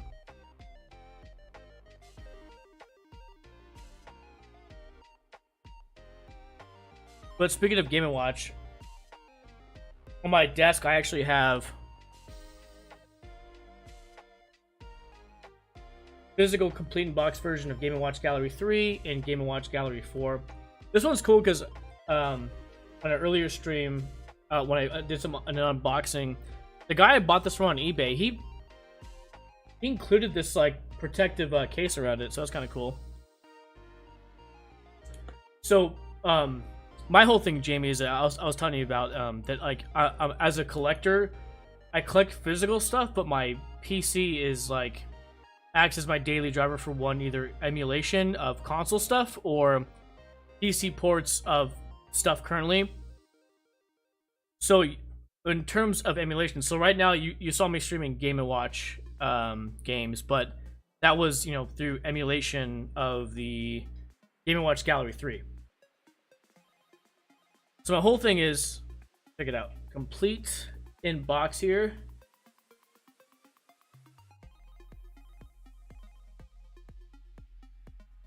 So yeah, my whole thing is I love collecting the physical versions, but in terms of ease of use and better graphics, I just play most of like the retro stuff emulation.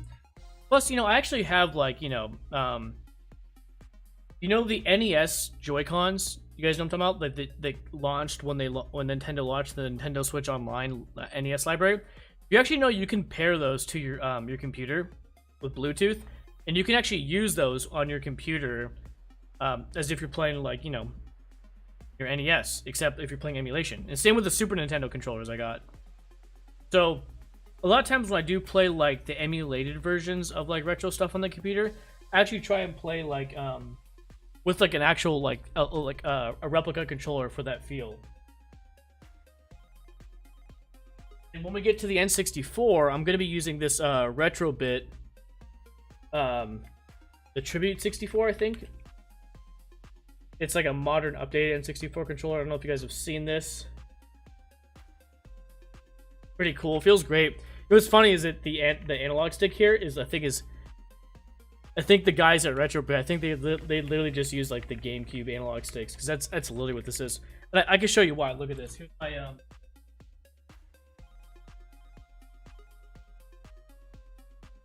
look here. Here's my Wavebird controller. Look at the A buttons like green screened out, chroma keyed out. But if you take a look at the analog stick on this and this. It's like the same. It's literally the. That's probably hard to see because of the lighting, but it's literally the same. I mean, this feels better. You know what's another side note? There's companies out there that make for the N64 controller. Like the middle section, right, where the thumbstick usually is. So that's actually a box. If you open up the controller, you can take that box out. There's a company that actually designs N64 sticks, but they're these GameCube ones, these GameCube joysticks. So you buy the box, you take out your old N64 one, because those wear down and they get loose and they just like lay to left or right or down, right? You could take the updated versions that this company makes, and then you could replace it on your N64 controller, and so then it's this GameCube analog stick.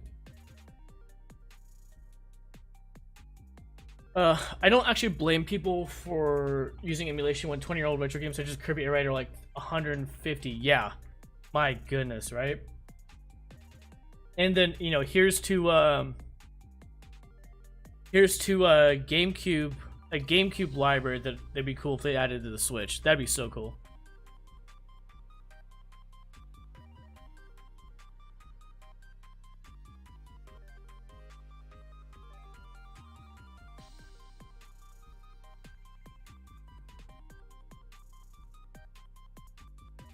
Oh yeah, I love the Wavebird. I think that was the first wireless game controller. Yeah, I think it was actually the true first wireless game controller that worked well.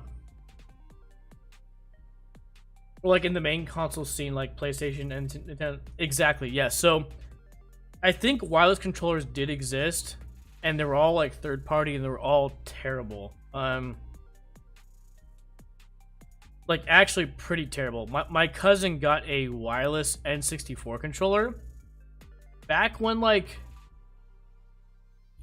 Donkey Kong 64 came out on the Nintendo. I think it was around that era, the Nintendo 64, like later in the lifetime, like 99, 2000. It was this third-party N64 controller, and it looked like a remote control for like a CRT TV, right? It had like that plastic with the infrared like laser was, and it was so bad you had to like sit just the right way in front of your console where the receiver's at for it to work. I just remember it being so spotty. I'll have to ask them again about it. I think they might have even returned it. It was so bad. But yeah, the Wavebird was like the first legit wireless controller, first party, I think. And not only that, it's actually argued that the Wavebird, or the GameCube controller in general, is the best Nintendo controller ever made. The best controller Nintendo has ever made. And a lot of people can back that up subjectively with their experience. That controller fits like a glove.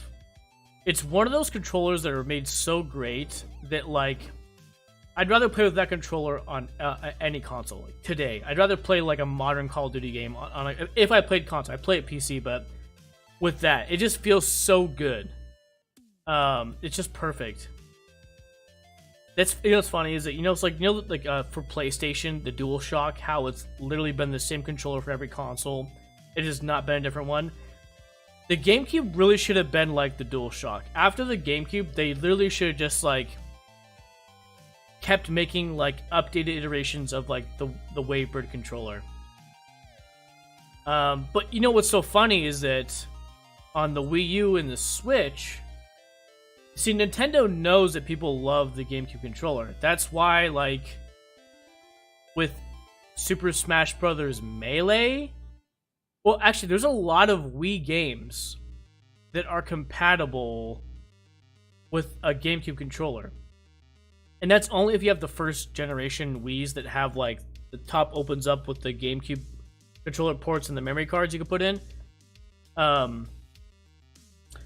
Like, you could actually play a lot of Wii games with the GameCube controller. So actually, that was my preferred method to play a lot of games if they were compatible. See, not all GameCube games were... Sorry, not all Wii games were compatible with the GameCube controller. Like, you could play your GameCube games on the Wii. You know, it was backwards compatible, and you could play that. But I'm talking about Wii games with the GameCube controller hooked up. There was... not all games were compatible. So, like, Mario Kart Wii was compatible with the controller. Super Smash Bros. Brawl was. Unfortunately, they didn't do that with all games like they should have. So, for example, they should have done that with Mario Galaxy. They should have done that with Twilight Princess and Skyward Sword. As much as I love those games, I actually hated the aspect of, like, sitting up straight and in line, like, shoulders back and down and holding the Wiimote nunchuck like this and, like, doing all this. It's like the games were so fun. It's like holding the Wiimote and the nunchuck a certain way to play them was, like, super annoying. So with that being said, right, like, the GameCube controller was obviously noticed as, like, a preferred controller that they even made, like, Wii games compatible. And then when the Wii U and the Switch came out, what'd they do? There's that Wii U, I have it right here.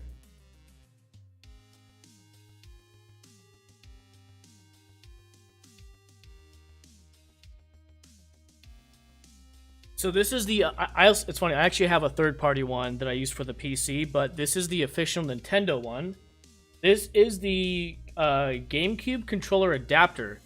This works both on the Switch and the Wii U. So when I bought this at Target, it actually said you can use it both for the Wii U and the Switch.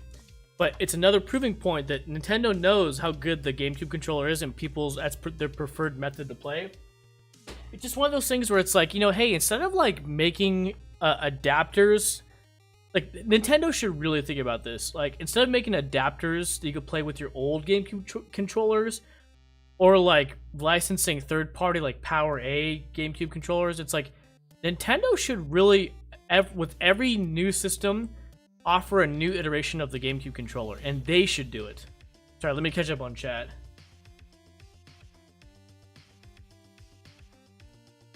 It says, my great original N64 controller from 1997 did break about 3 years ago, so it lasted a good 20 years or so. Hey, there you go. I mean, you got your money's worth there. Kirby Air Ride 2, please. Oh, yeah. I would buy it if City Trail comes back. City Trail, woo! I like the PlayStation controller for DDR, Dance Dance Revolution, Dance Mat games, etc., right? You remember that tiny annoying classic controller for the Wii? Eek, yes. I remember it. I got the classic Pro controller. You know, it's basically the Pro controller, but it had, like, the two sticks.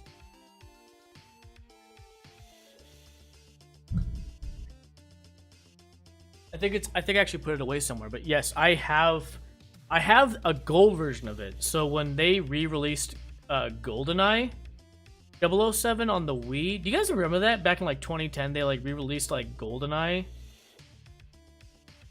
I can double check. Tony Hawk, James Bond. So in, like, 2010, they released GoldenEye 007. They released it on the 360, the PS3, the Wii, and then they made a DS version of it.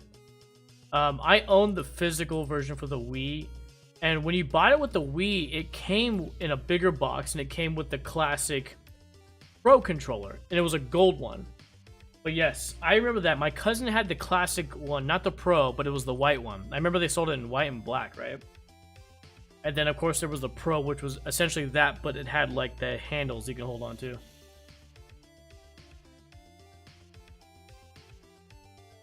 Twilight Princess was great, but I disliked Skyward Sword. I skipped on the remake of that, too, for the Switch. I have the adapter for Switch. Also, you could buy that drum music thing, Taiko. You could plug in the GameCube DK bongos and that adapter. Oh, no way, that's really cool. That's so cool.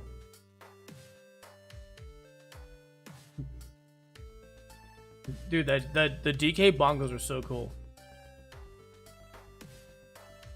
GoldenEye Reloaded, loved it.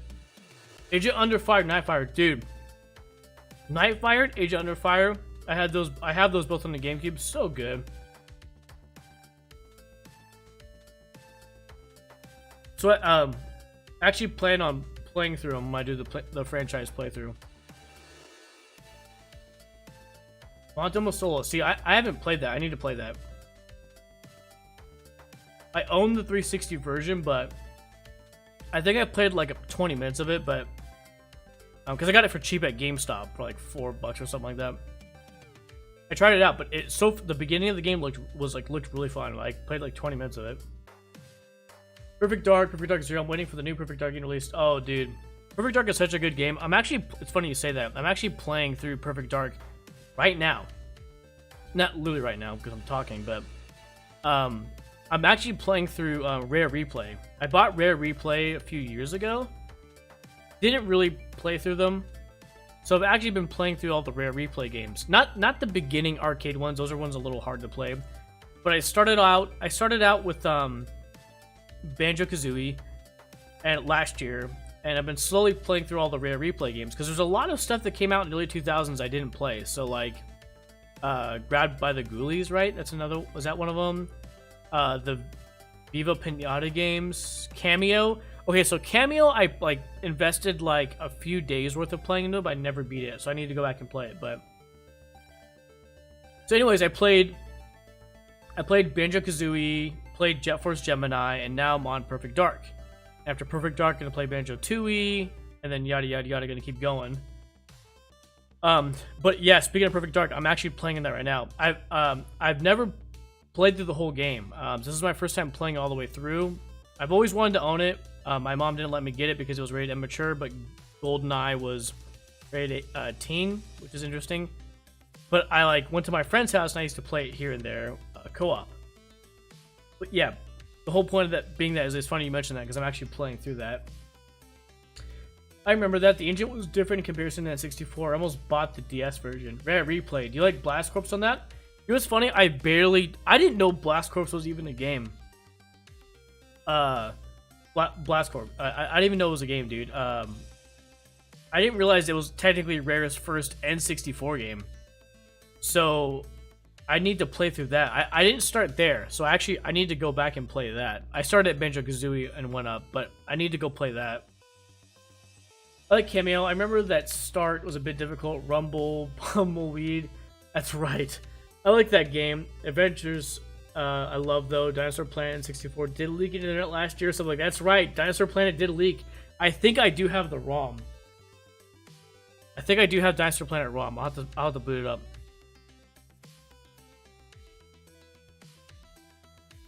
Actually, let's see. Hold on.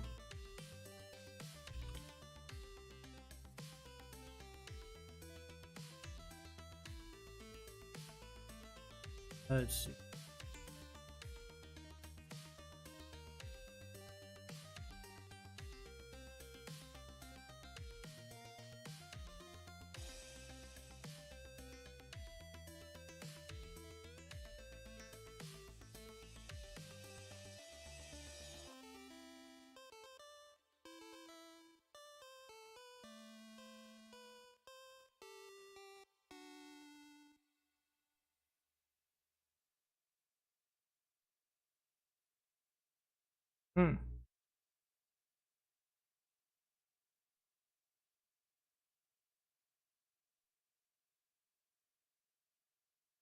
Hold on.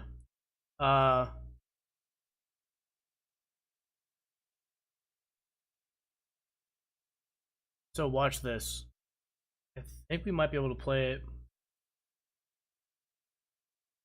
Well, let me see if it's compatible with RetroArch.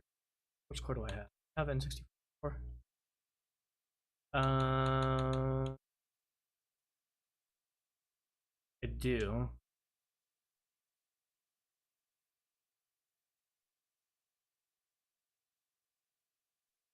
Probably need to spend some more time with this. I'm just gonna see if this works now, because yeah, it was.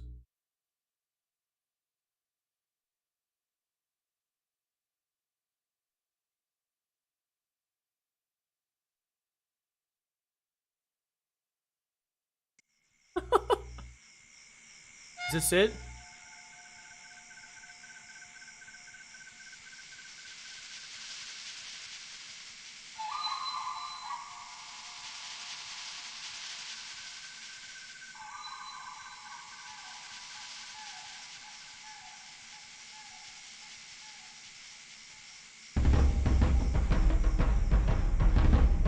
I got Blast Corps around the same time as Turok Dinosaur Hunter. Dude, Turok is like one of my favorite games, man. The OG one on the N64. Oh, I've just read that the new Perfect Dark is in development. Oh man. How'd you even react to about Conquer from Diddy Kong Racing to Conquer's Bad Fur Day?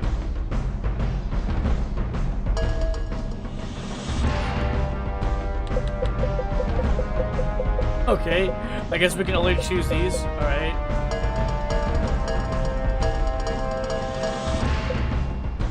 Oh, never mind. Okay.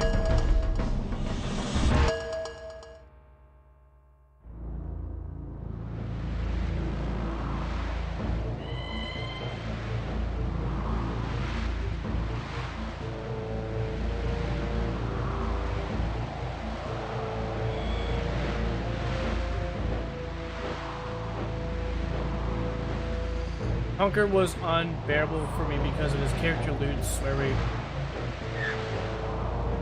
I've had a garbled message from the wizard.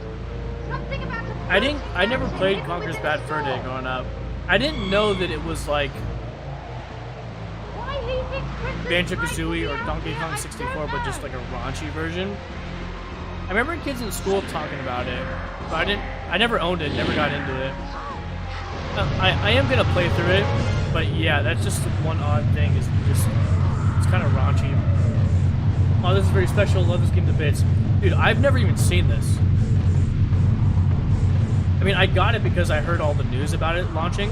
What's funny is like this game and the okay, I also downloaded the GoldenEye remake for the 360. It like never launched. Do you remember that too? Like last January, February, it like leaked as also. Oh.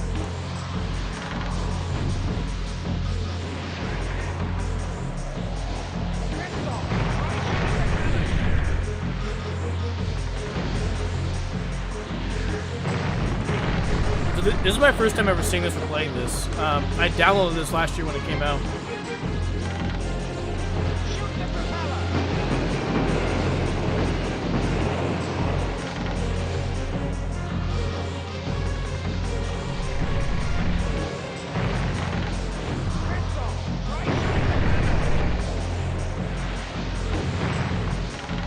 So, Jamie, is this whole game, does the whole game exist, or is it like missing a bunch?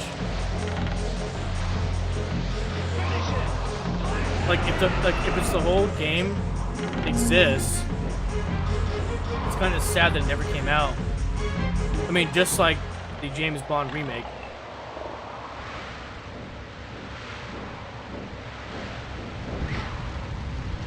So we're seeing the difference between this and the GameCube version, right?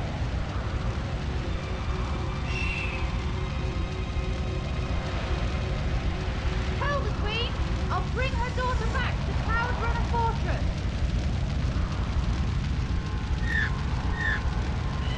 I think this is the whole game. Nintendo reworked it into Starbucks game to sell it, right?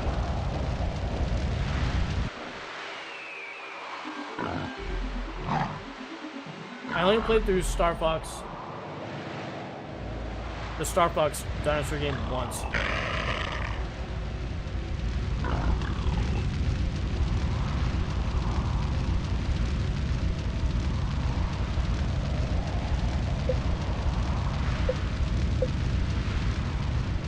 The Z-Bun, huh? Okay, that's really weird. So when it targets him, do you hear that sound file they're using? That sound file they're using literally sounds like a sound file they took from StarCraft.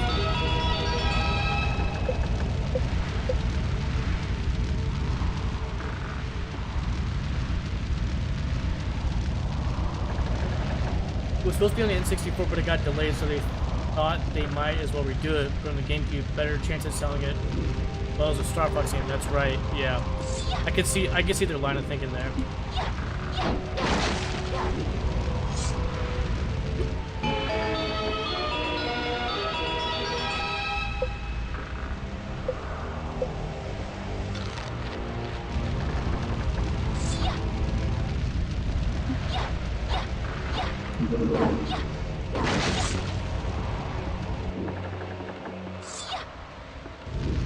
This is really cool.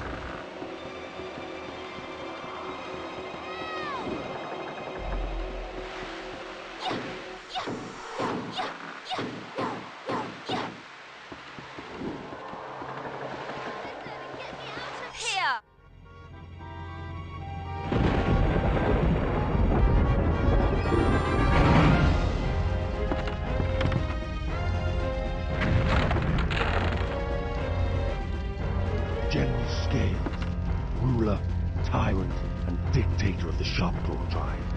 And who might you be, animal girl? My name is Crystal, and I've come for the princess. You seem a long way from home, Crystal.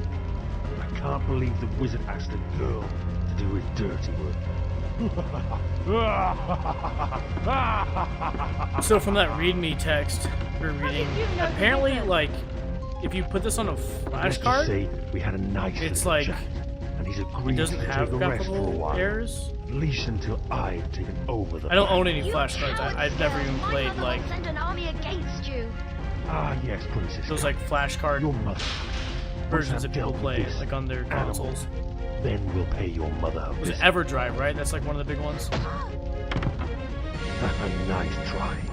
But you'll have to kill me before you can save the princess.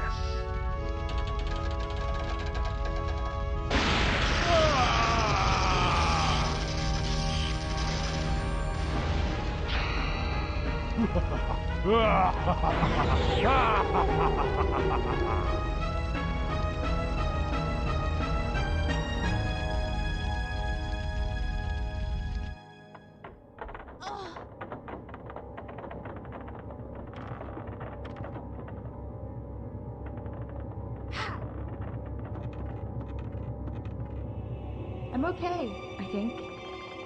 Now how do we steer the ship?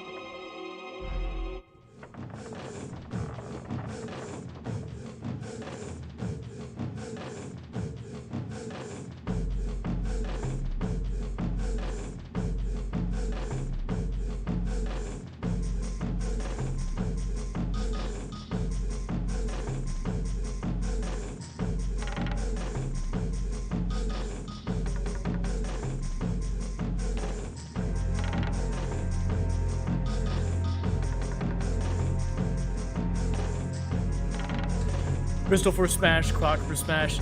Yeah, that'd be cool fan service if they did that, right? I mean, why not, right? I mean, Fire Emblem never came to America, and they're releasing Fire Emblem characters on Smash Bros, right? Like Marth and Roy and Ike.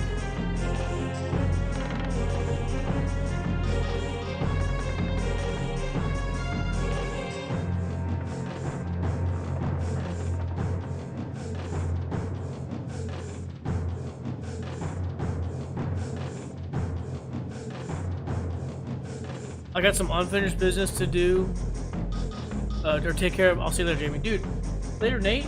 Thanks for hanging out, bro. Have a good rest of your night, man. Save this. That sounds familiar too, like almost like Gauntlet Legends.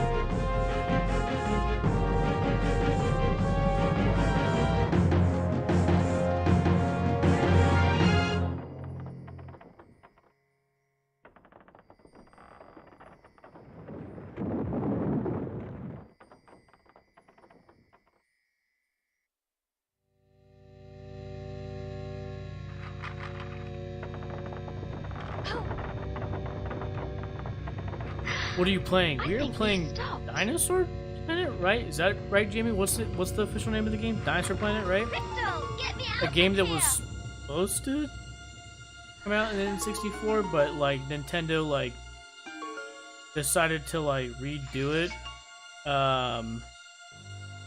Decided sorry, to Kate. I redo can't it open on the the cage. GameCube and make it a Star Fox game. It's okay. So this is like I'm a not feeling leaked too good game that anyway. never came to be. Kind of think of like Star Fox This must 2. be Warlock Mountain. The pause menu for a Batman game, GameCube, is actually also from Star Fox Adventures. I only recently discovered that by accident. Interesting. Planeswalker 077, what's going on, bro? Good to see ya.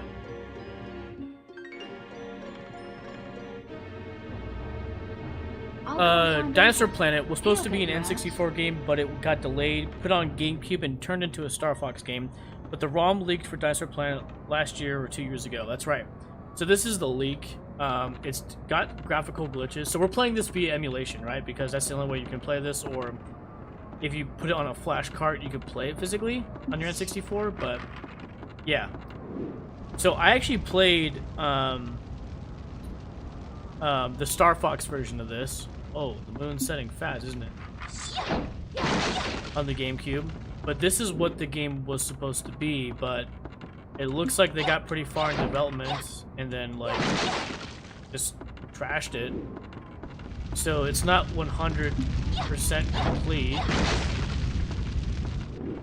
As you can see, there's a lot of graphical glitches. They're saying that these graphical glitches aren't a thing if you play it, like, I don't know, flash card and physically on N64, but anyways, yeah, so this is one of those games where it's like pretty much developed and like then never launched, right? I mean, that's what Star Fox 2 was, right? And then we got on the topic of last year, you know, around the same time that this was launched, I think, or this leak came out, there was that GoldenEye leak last year. Do you guys remember that? For the 360?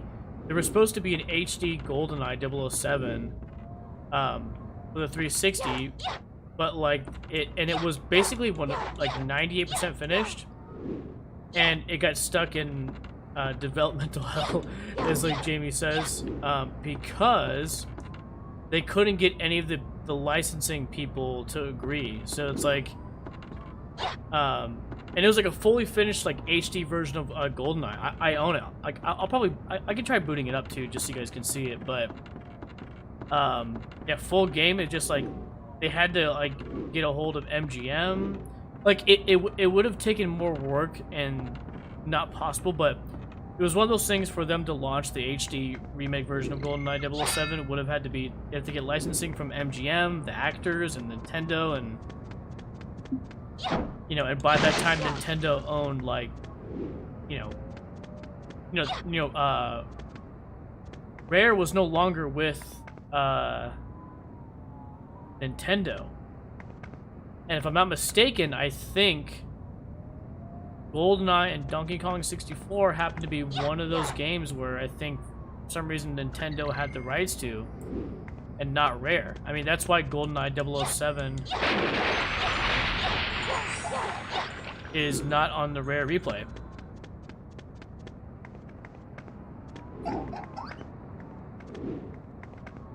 was a rumor a while ago that the GoldenEye game will appear on Switch as an anniversary celebration for Bond, but I doubt it. That would be sweet. That'd be really cool. Well, let's save it here. You can always pull this back up. But check this out. Let's see if I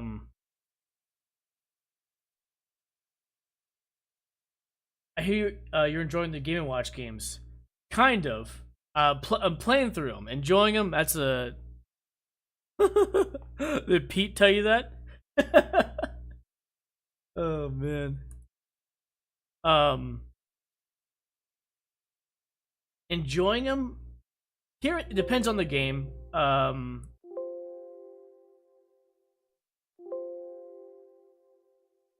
Move over.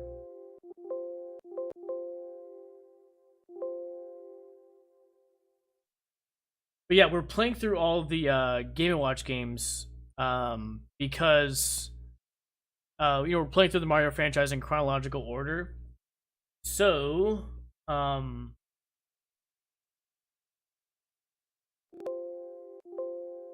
going on?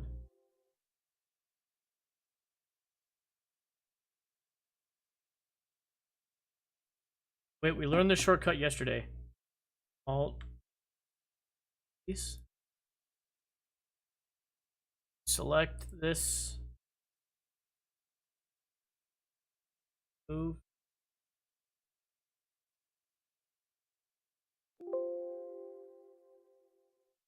Oh, that's why it wouldn't let me click. It's because there was another window open. But yeah, we're playing through the Mario franchise in chronological order. Game & Watch games are technically on the list, according to Mario Wiki and release date. So yeah, so technically Nintendo considers certain franchises, certain IPs under the Mario franchise. So Game & Watch, they consider that. So yeah, we're playing through the Game & Watch games. Some of them are kind of fun. A lot of them are kind of like, after 5 minutes, you're like, okay, I get this, but we got to play through it and get, all the 1,000 points or 100% the Game & Watch game to consider beating it. So half of the games are kind of enjoyable. The other half they're pretty miserable to play through. But we are playing through them because we have to. Let's see. The Crash Bandicoot game, the bridge level is hell for me. Oh my gosh, dude, it is, man. My goodness. That bridge level, even playing it on the remake on the PlayStation 4, that was terrible. That took me like 2 days of like dying over and over again. But yeah, they actually made Diablo 1 port for the PlayStation 1. It's okay. Graphically it's like watered down, but yeah, they did make it. These are not all the ROMs I own though, but these are ones I just recently playing. Let's see, so 360. There's not even artwork for it. I loved them back in the day. Let's see. Make this work.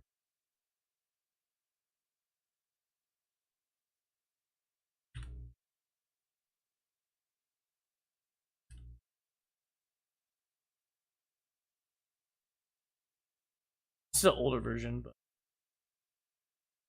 I'll open.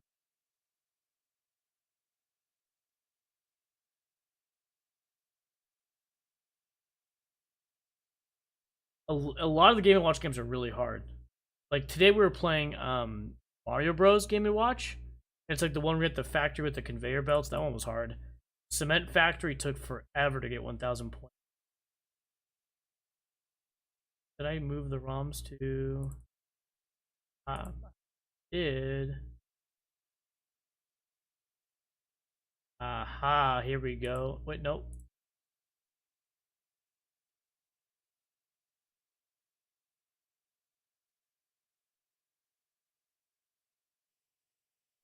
Oh, here we go.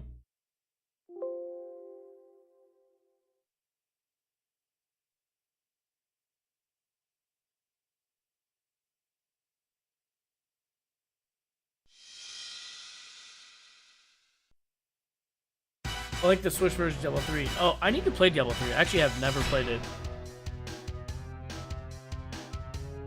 So here is the...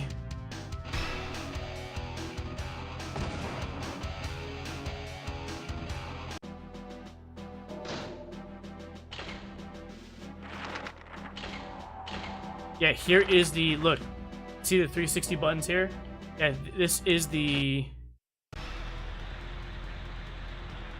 This is the right... Oh, yeah, look at...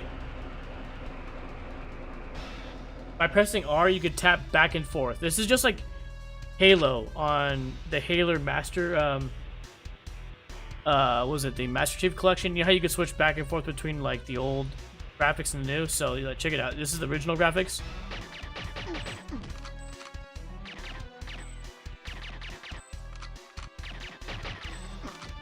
Yeah, aiming is terrible in this game, so you just kind of have to rely on the auto aim.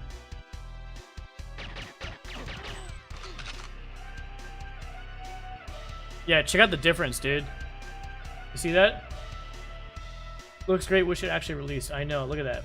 Boom. Boom. Look at that. Looks so cool.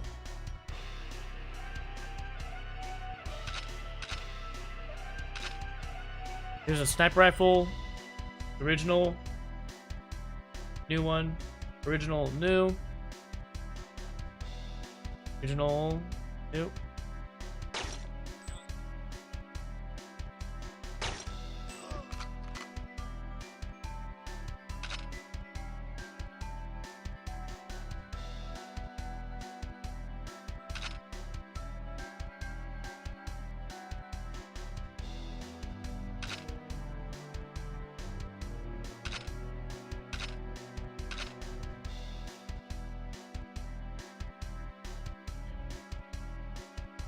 Stop breathing.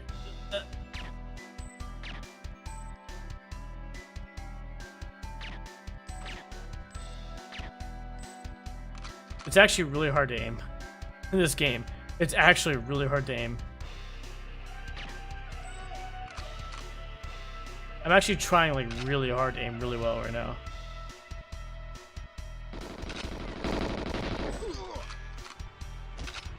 So the other big game I play in my free time is Call of Duty Modern Warfare, the 2019 version.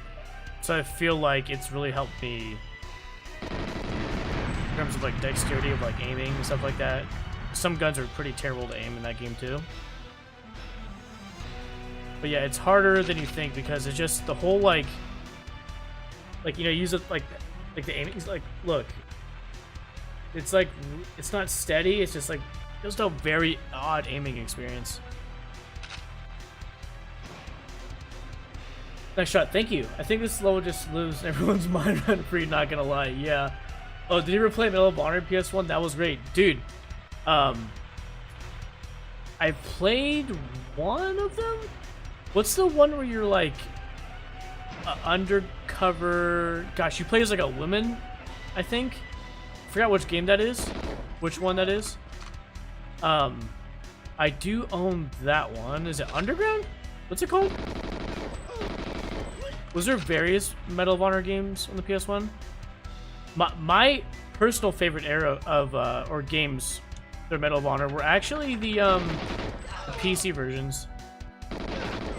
Allied Assault. That was like my jam, dude, on the PC. Yeah, look at the graphical difference, man. Between the AK, the OG, and the new one. Look at that. Oh! Not supposed to press that. Oops. What was I thinking, dude?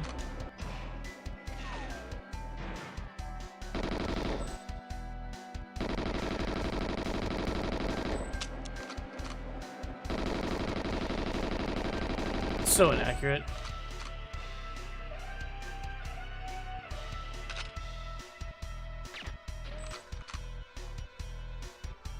This is so hard to aim.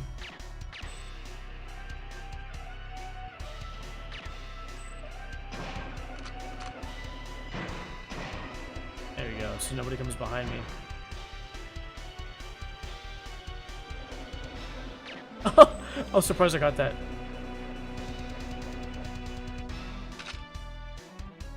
I keep hearing doors opening and shutting, dude.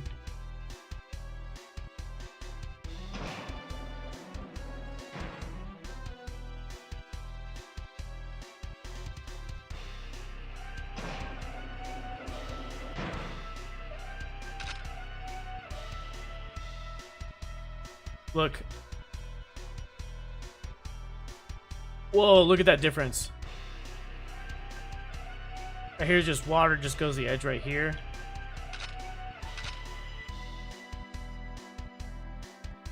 Look at, there's all these trees and stuff. What a difference. Look at, there's the islands out there that you cannot go to unless you hack the game. Let's see. Yep, you have to go undercover with your ID papers. Oh, Underground. Yeah, I didn't play that one, but the first one before it, then Frontline. Did you see Carl complete this level? Damn 52, 15-year record. No, I didn't. Wow.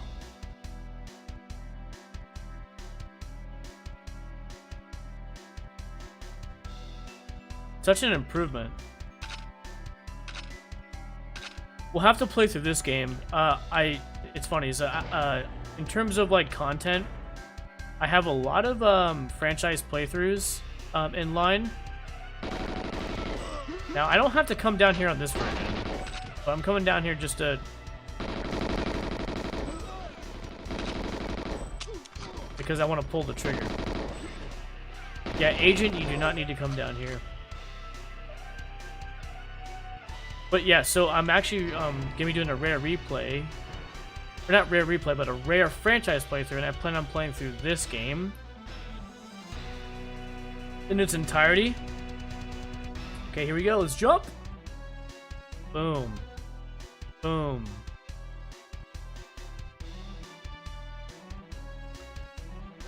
Oh, goody, we're back to a real game. What's going on, Kevin? Jamie, what games are you playing right now? Or what games in your backlog you're working on, or... Oh, that means you'll play Banjo-Kazooie Nuts and Bolts. Bro. Okay, honestly, I'm not looking forward to playing that game. I own it. I tried so hard to get the Nuts and Bolts. It just wasn't my jam. But I am going to have to play through it. I've got to give it an honest... playthrough. I've played up like 4 or 5 levels in, and I was just like, man, this is not the Banjo-Kazooie game I was expecting. But my goodness, I did not enjoy it. Are you a fan of Nuts and Bolts, Jamie?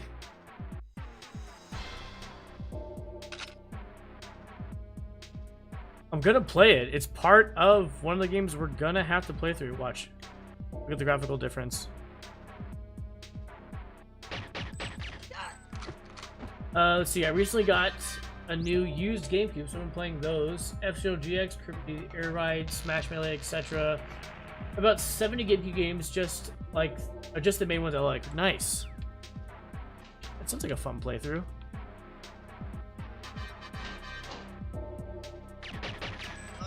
Come on, you coming through here?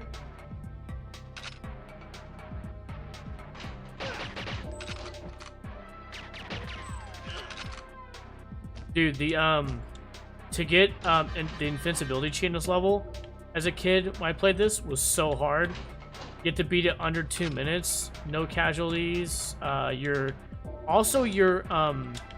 accuracy has to be a certain way. It has to be super low too. And Switch, just Mario Kart 8 Deluxe, Splatoon 2, Pokemon Pearl, Pikmin 3. I need to find a game that really grabs me for hours on end anymore. Hasn't happened about, yeah. I would say that it's, in my opinion, I feel like the older era of games like on the GameCube and N64 were kind of like that. I feel like there was so much more depth to games, older games back then. Neil, what games are you working on, man? Right now, are you playing Minecraft with Pete? Tony Hawk Pro Skater 1 and 2 remake. I'm playing a lot of... Oh, I need to play through that. I got that last year. I need to play through it. Wow, look at the difference here. Boom.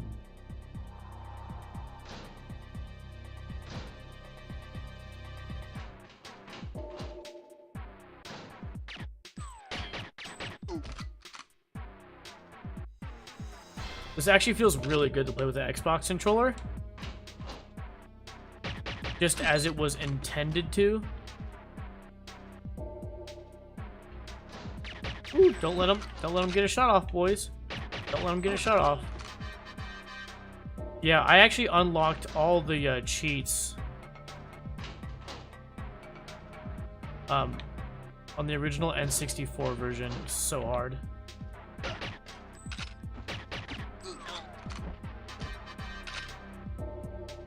Spent a lot of time trying to get the invincibility cheat for this level.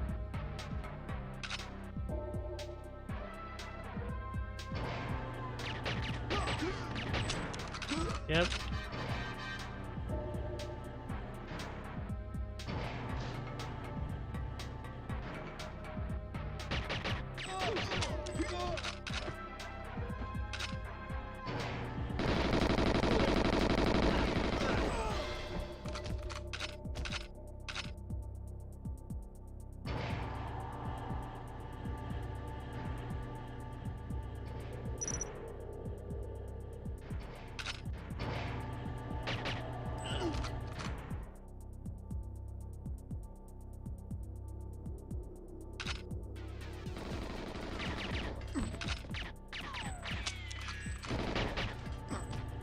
All right.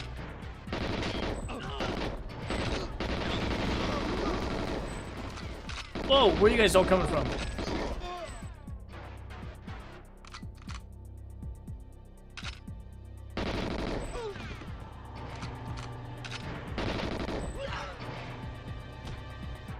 Gosh, they keep just spawning sometimes on this level, dude. It's so annoying.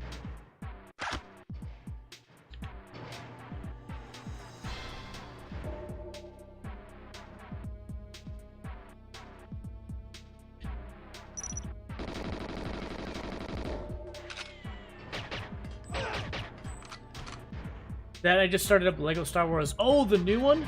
Dude, I want to... Gosh, I want to play that.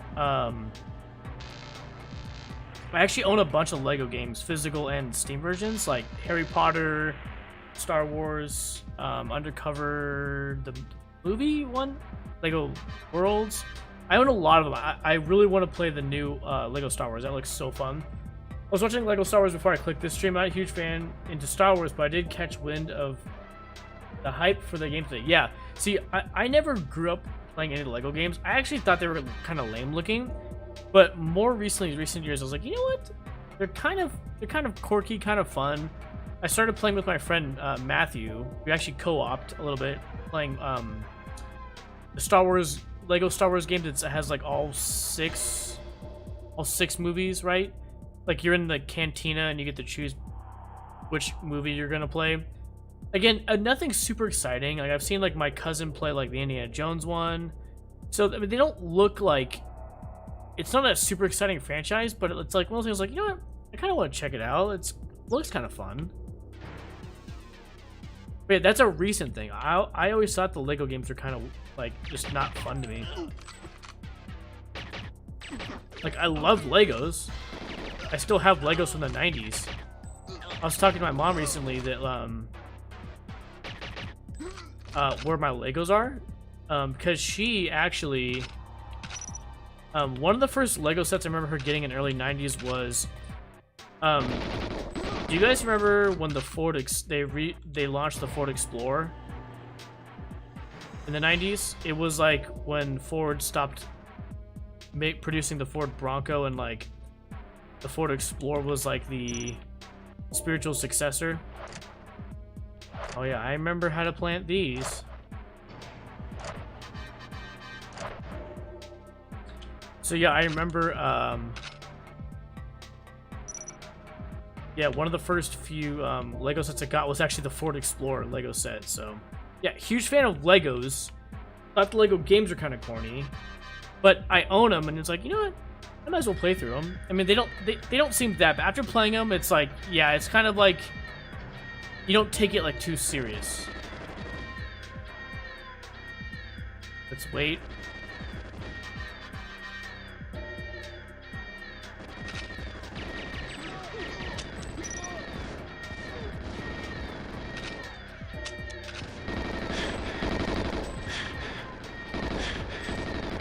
Oh, okay, never mind. Never mind. There we go.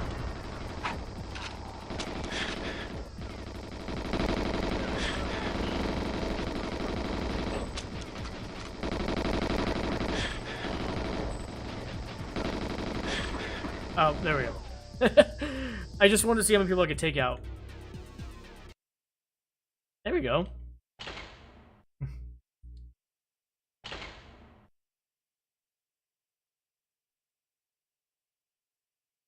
The Skywalker Saga is great. 6:30 a.m. I need to go nap, but I'll see you around. Nice chatting with you. Bye. Yo, thank you, Jamie, for the follow. Thank you for stopping by, man. I appreciate you hanging out. Thank you for the support, man. Again, sorry about not seeing the notification earlier. Again, I was just setting up my new OBS settings today, and I forgot to put the alert box up, all this stuff, because I switched to a stream PC with my gaming PC setup versus streaming and gaming from the same PC.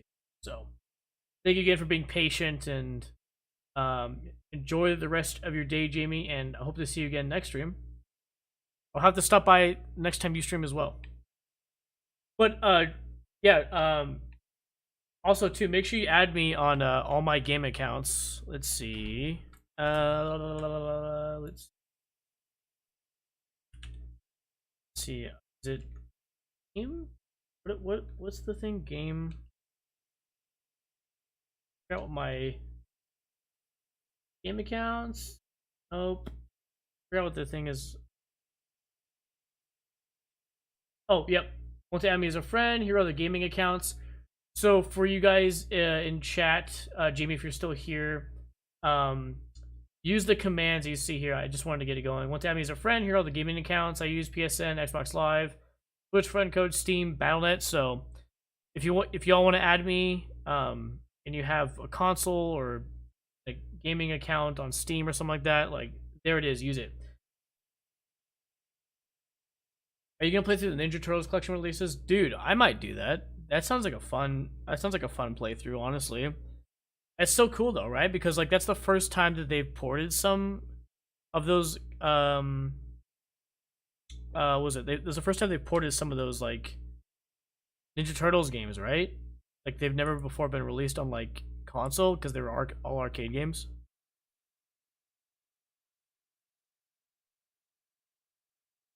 Woo!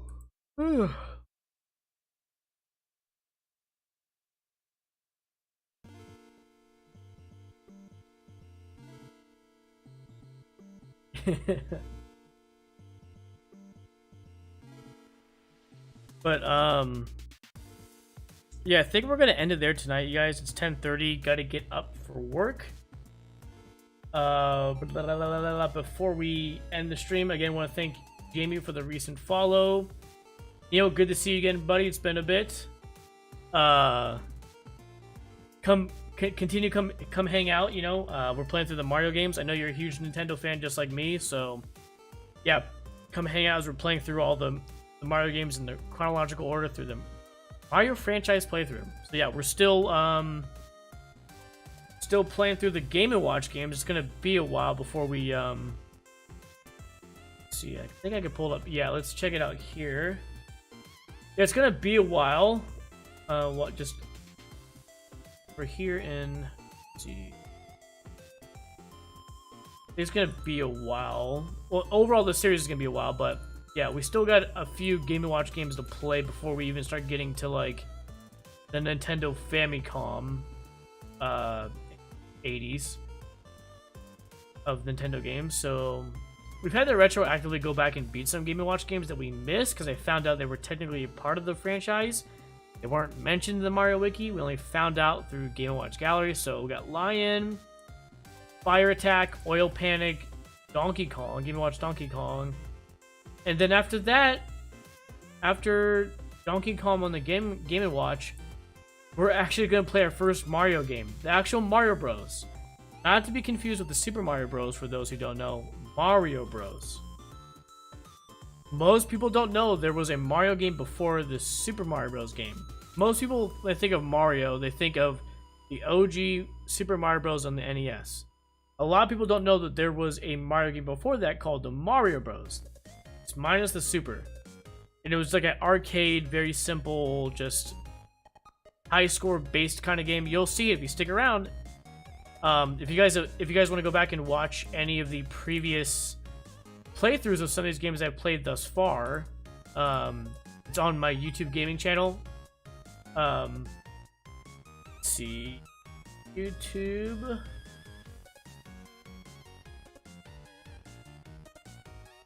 There, check out that should link to my gaming YouTube channel. So if you're curious and you want to see some footage that I've played through so far of the completed Game & Watch games and Donkey Kong. By the way, Neil, did you know we played Donkey Kong and got all the way to the kill screen? That took so long, bro.